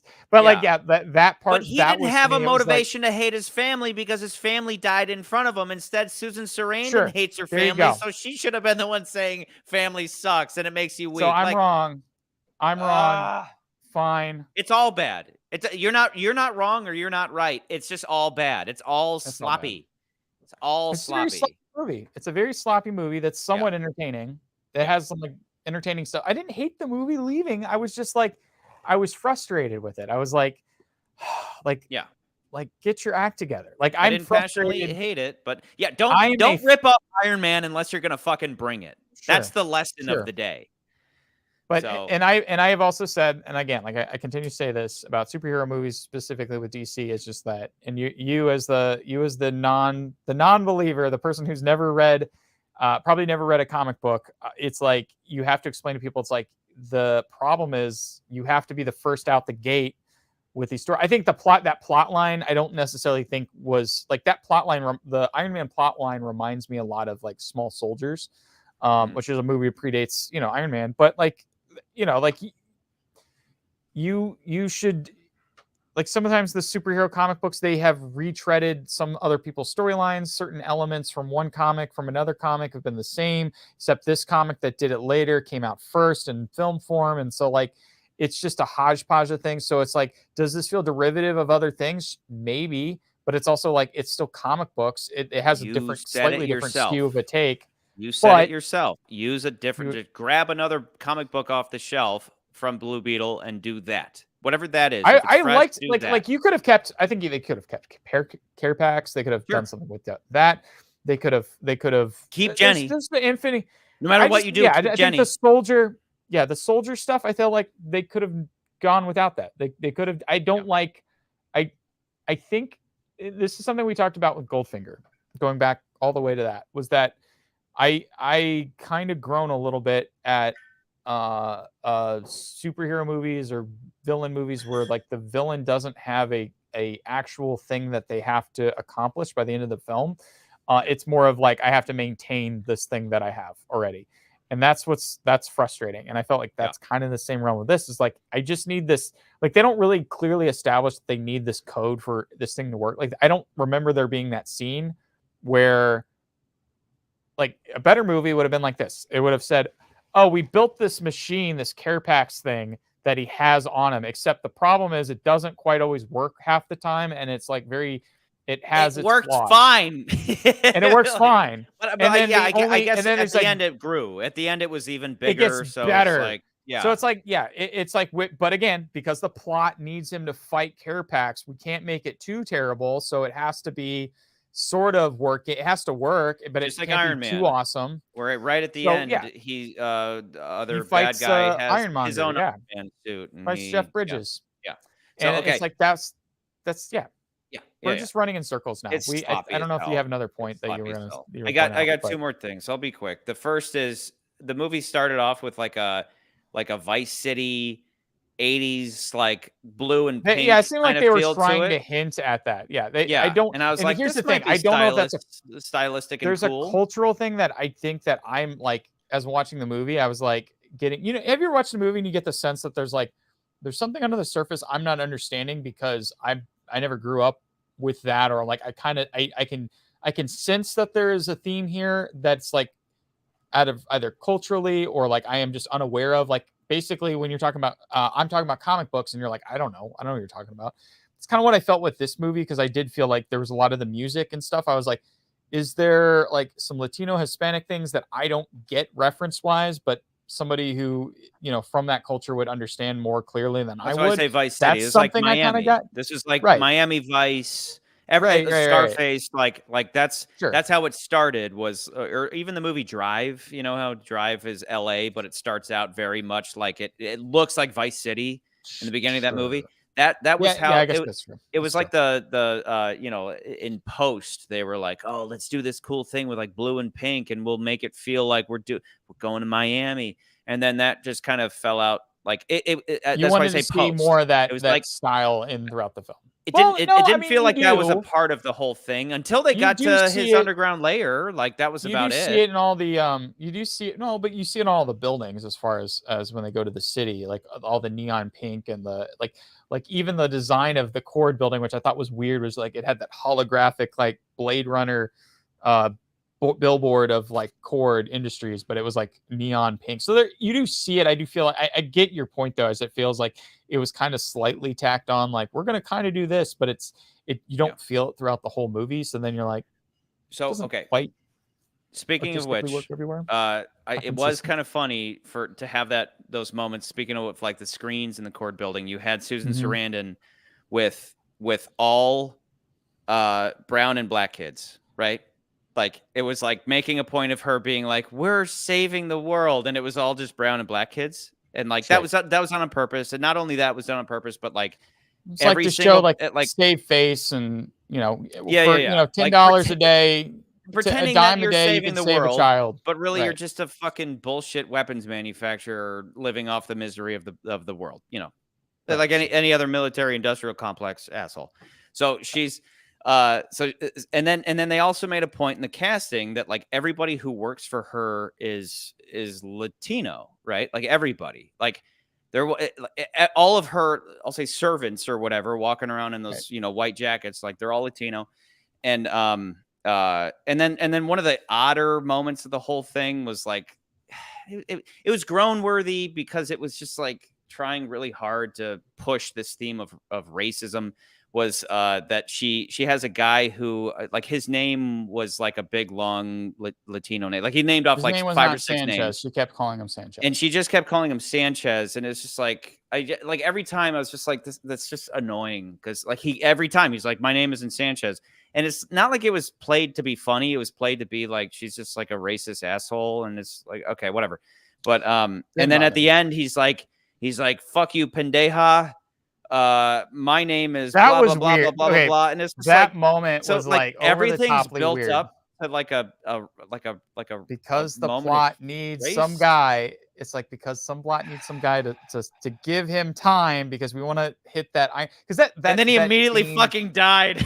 I just that was one of the few moments I laughed in the movie. You know what that scene reminded me of was Iron Man. There's another Iron Man pool scene, but it was like they took the beginning of remember in the beginning of Iron Man when like he's like he's like, the system's almost ready, but I don't have enough time. It's like, it's okay. And it's great. It's a moment of and self-sacrifice. And then he goes and he like sacrifices himself. And he's like, I'm gonna go see my family now. And it's like and my point would be this. My point would be this. And if you need to take a breath, McCurdy, and go to your happy place and ignore me for a minute, go ahead and do it. But take something like Iron Man, where he was with a Middle Eastern fella, and he didn't. It wasn't about race in that moment. It was like they came together regardless of being of a different religion and race. Like they worked together because it was for mutual survival. And then the guy eventually gave his life for Tony Stark, and that led to a change in Tony Stark. It's beautiful. But my core problem is that when a movie, there's a trend that when a movie, like, so I'll say superhero movie because that's what this is. Sure. When it stars a white person, when it's a movie about a white person, there's really no instances of race. They just tell it. It's a straightforward superhero movie, right? But then here's a movie where it's a big deal. It stars a Mexican guy, and not only a Mexican guy, but his whole family. So isn't that great? We have this superhero story that stars a Mexican guy. But instead of just telling a good story, they have to include all these moments of racism. And I just go, why? Why can't you just tell us a good story? And if you want to throw class issues in there, go ahead, because class issues will never go away. There'll always be rich people and poor people and rich people will look down on poor people, and poor people will hate rich people. Like that'll never go away.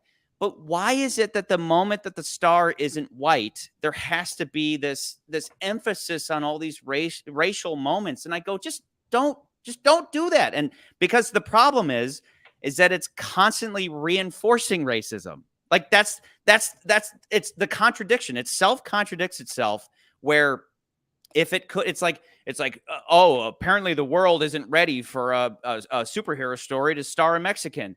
Well, then once there is a superhero story that stars a Mexican, you have to constantly fill it with racism, so that everybody keeps hating each other, as opposed to just telling us a good story that just has nothing to do with racism. So every moment where, like for example, he not just the Susan Sarandon stuff where she's just racist throughout.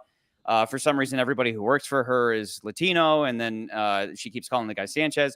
But then there was that moment where Jaime, whose name is Jamie in English, he goes up to the front desk at Cord, and he's like, "Hi, my name's Jaime. I'm here to meet Jenny Cord." And she's like, "Your name is Jamie, you fucking Mexican." You know, like that's the stuff where I'm like, that doesn't happen in real life. Like, for the most part, it's very hard to find instances of that. But it's like, he goes up to her and says his name's Jaime. He says I'm Jaime. She's like, Jamie. What did she say?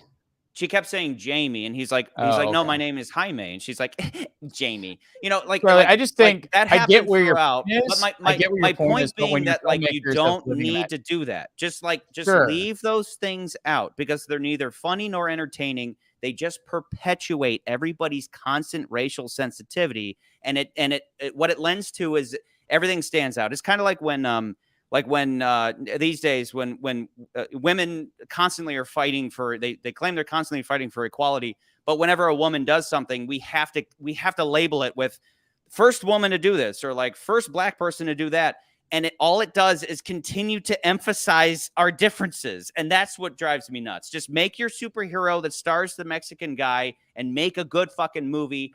Don't leave in the racist stuff, because it cheapens your whole fucking story. So you can come back out of your happy place. Join me. You're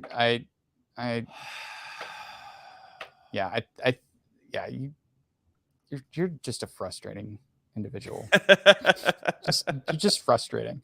No, I see your point. I think the only thing I would counter argue, though, is I feel like when the whole film, basically everybody who's making this movie is Hispanic, I feel like you're going to bring an element of what you're used to. And I don't think like the racism, as you're talking about it, is like, it's definitely a different flavor of what I think people associate when you hear the word racism. Usually I think in America, we associate it with being black and the Ku Klux Klan and different groups like that.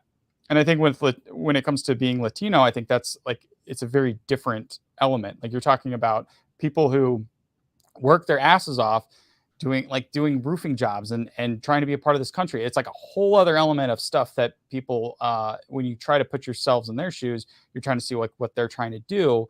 And I feel like when you have a bunch of filmmakers that are trying to tell these stories, they want to infuse some of those things that are like they feel is true to them. So I do, but it's not that I'm saying I don't understand your point, because I understand the frustration. Put it in a different movie. You're bringing it back up. That aside, I do like how this movie, at least you're bringing your personal culture and thoughts and processes, especially when it comes to family and hell yeah, you're seeing a very positive. You're seeing a very positive outlook on things. But the more you kept talking about that, the more I was like, this definitely is like DC trying to do a Black Panther, but failing miserably.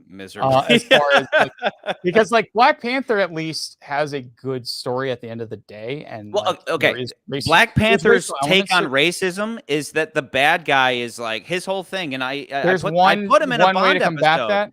There's he's a sympathetic bad guy, because he's like, there's millions of people worldwide who look like us, and we're not helping them out. And Black Panther's like, yeah, but dude, let's not be racist. The bad guy is the racist in that movie. Right. And then the good guy is he's like, the one who's I saying get like the we problems, should be but doing let's this not. because they do this to us. Yeah. Right, yeah, but that was this whole sentiment that I've said, like I watched on a video or whatever, and that somebody said like the difference between the good guy and the bad guy is the bad guy is always the one who wants the thing that happened to him to happen to everybody else. The good guy is the person who doesn't want the thing that happened to him to happen to anybody else.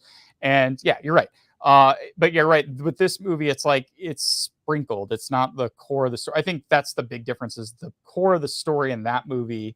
That's what it is. In this movie, it's not that. It's just that's a part of it. It opens with like talking about debt, because the first scene is like they get dinner and it's like, we lost the garage, dad almost died, blah blah blah, right?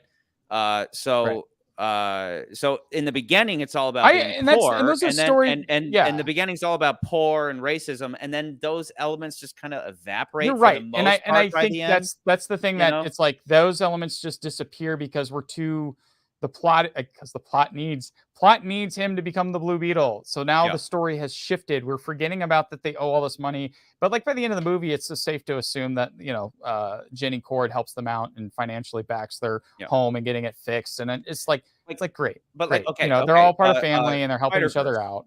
Spider-Verse is about he's black and Puerto Rican, right? Yes. And they don't make the whole movie about racism. They just tell us a really good fucking story about Spider-Man. Like, yes and no. Okay, Charlie, yes and no. And I think the thing is that I don't want to say sugarcoat it, but they hide it more in allegory and how they're talking about the characters. Like the one movie that you don't like, he's talking about, he's the only Miles Morales in the universe that they create, in the story, at least in the confines of the story. They're like, everybody else is Peter Parker. The only people that aren't Peter Parker seem to be Gwen Stacy and this Miles Morales kid. And you're the only one. You're the only one of your kind. And he's like, I don't want to follow the Peter Parker story. I want to create my own story. And in that sense, I think that's where they're kind of tackling at the same racism ideas. Like, you all have to do this. The main Spider-Man, the primary Spider-Man was he was also Latino, right? But he was he's not the primary. He wasn't Peter Parker. He's not Peter Parker. You're right. Yeah. He's not Peter Parker. So yeah. That's a different movie. That was its own. Yeah, that was its own fucking bullshit. But my point being that if you're gonna make the movie about racism, make the whole movie about it. This just had those moments at the outset. It's sprinkled in, and then it went away. But then by the time Sanchez moment, it was just like, this is so dumb. With the Sanchez moment, I didn't hate the Sanchez. Blah blah blah, and he's like, I never hated the Sanchez thing. The thing I hated the most was just how they tackled that end thing where he's like, my name is this, and then he dies, and it's just like, what? But it also that was the only moment that really took me out. I was like, Jaime moment though, where the receptionist, he's like, she's like, Jamie, because that is normal, right? Like the first time meeting, like if I worked with Jaime, the first time I'd meet him, I'd be like, oh, like I'd read a name tag and be like, oh, Jamie, and he'd be like, Jaime. It's like I prefer Jaime. I'd be like, oh, Jaime, that's a cool name, Jaime. Like Jorge, but instead, because we have to make everybody look racist, the receptionist goes, Jamie, and he's like, it's actually Jaime, and she goes, okay, Jamie, and you're like, that doesn't that happens in real life just as often as what happened in Barbie, where Barbie comes to the real world and immediately everybody tried to rape her, and it's like, that doesn't happen. But that movie's over the top. But that's where I'd say that's where those were times where this was over the top, and it was stupid. Where again, my name's not Sanchez. My name's not Sanchez, and she's like, okay, Sanchez. It's just like, this is stupid. This is so dumb. You're like, it reminded me. I have a buddy who I worked with for years. He's still one of my best friends. And I remember one time, he watches the show. I remember in Chicago, he's Puerto Rican. So he's like, one time he was like, he's your Puerto Rican friend. I knew it. He was like, I'm Charlie. I was a victim of Carlos. He called me. He said, Carlos. He didn't. He called me Charlie. He was like, I'm a victim of racism. And I said, I went, whoa, what happened?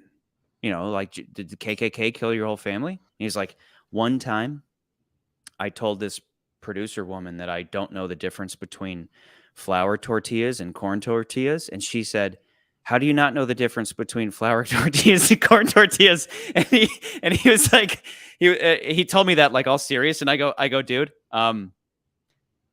get the fuck over it.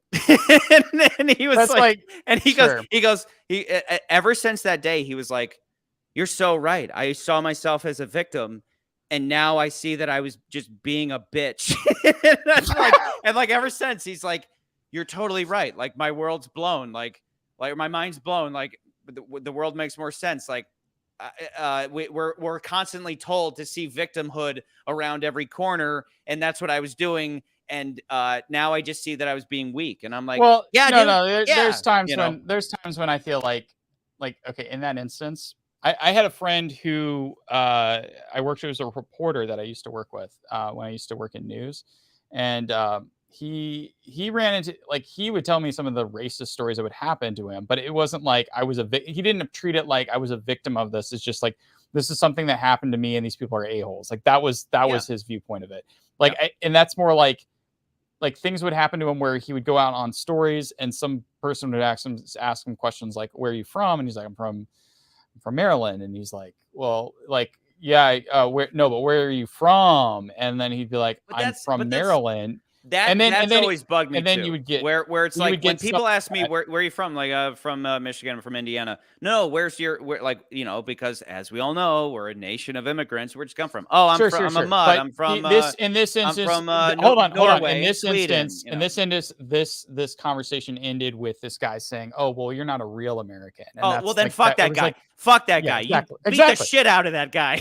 That guy. But like he would say, you do that. He would tell me these stories, and I was always shocked when I'd hear these crazy, like very racist, openly racist type things, and I'm just like, why are that guy is not the true American, because he thinks being American is racial versus being ideological. That's the big fucking kicker, is that being an American is an idea. It's not being part of a nation so far. Like the traditional view of a nation would be a race, right? A nation, like the Aryan nation or whatever the fuck.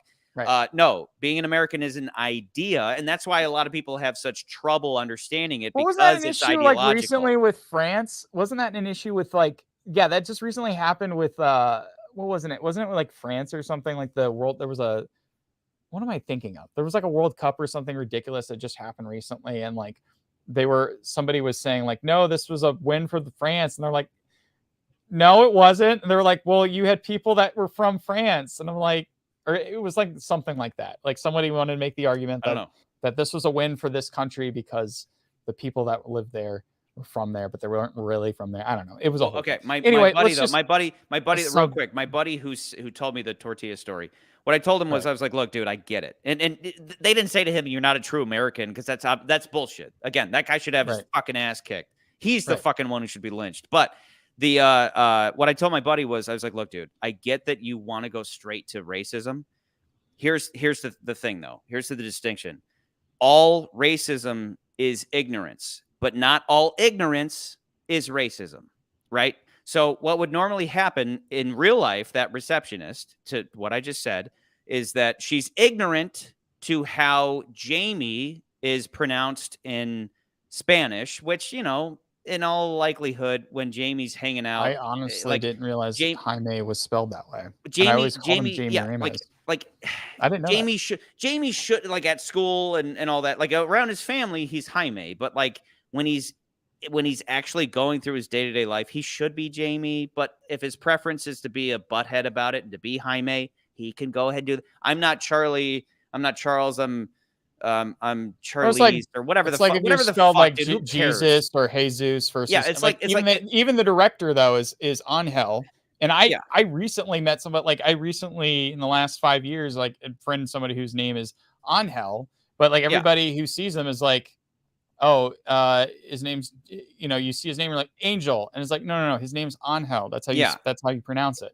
If that's his preference, my point being that if that's the don't be an asshole about it, because not everybody speaks Spanish, right? So what would happen in reality is that Jaime, aka Jamie, would walk up to that receptionist and he would say, "Hey, my name is I'm here to see Jenny Cord," and she would look at a thing and she'd go, "Oh, you're Jamie," and he would go, "It's pronounced Jaime," and she would go, "Oh, okay." Jaime, take a seat. That's what would happen in real life. But instead, because this movie wants to be an asshole, it has to play up that everybody's racist. I think it works. Okay. Just leave it out. It works, leave it out. I know you want to leave it out. I think at least works is like it makes the villains look more villainous by throwing that. Then have Susan Sarandon do it, but even then, it's what if everybody at racial element? Okay, what if they're all dicks? What? Who? What if they're all dicks? What if everybody works at Cord Industries a dick? Well, there's a difference between being a dick and perpetuating racism in our culture because it serves a certain agenda for a bunch of elite fucks. Okay, that's the reality. So that's where I go. Just when you make a movie where it's like we finally have a Mexican superhero, just tell a good story and leave racism out of it so we can all enjoy it. But instead, it's got to be like, yeah, white people are bad. Who's WM, by the way? Who's this? It's WM, dude. He's a fucking member. Pew pew. Pew, pew. All right, are you ready to close this one out? Because I feel I've got all my angsty angst is out. So you've gotten all your angst out, and so Charlie, like who are we toasting to? Because there's only one thing you can toast to in this movie. The only fresh thing that this movie brings. The only thing that we liked.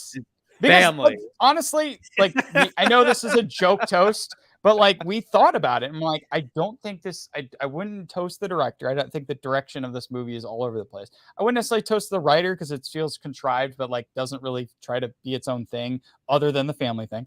None of the actors stand out to me. George Lopez is kind of annoying and obnoxious at times. I know that the main actor, he's good. Like I like him, and I liked considering the bullshit material. I like that.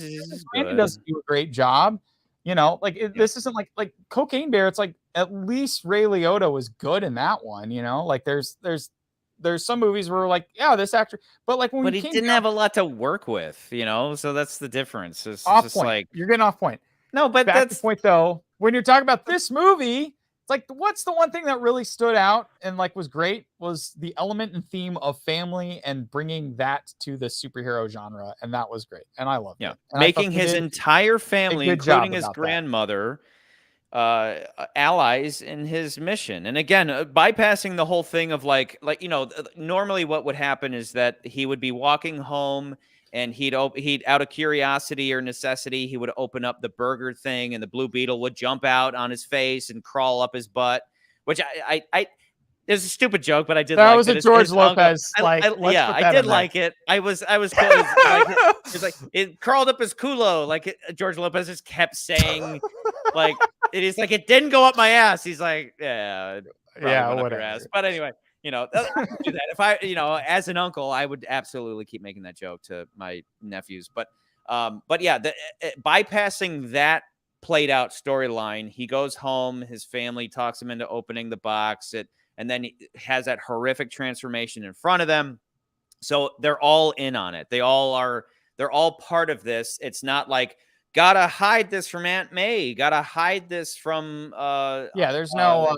Everybody's on. Everyone knows about the origin. This isn't. We're not. That's not this story. And then they're all on board. And so that was the only thing that was fresh in a movie that was such a horrific retread of shit we've seen before. That was the freshest element, was to bring in the family and not only that, but all of 2023, including Mr. Vin Diesel, there has had this constant element of family. Like every movie made has this heavy theme of family. So all in all, rather than picking out an individual, we're like the family is the best part of this movie. I like that. I like the family, including Mr. Vin Diesel. So anything else to add, Mr. McCurdy? I think I've covered everything that I want to complain about and applaud this movie for. So cool. All right. Well, to the Reyes family, to the families of people who made this, I guess, to Vin Diesel's family, both on screen and off, and to your family, McCurdy. Oh, to yours too. Right on. Good night, everybody. Peace.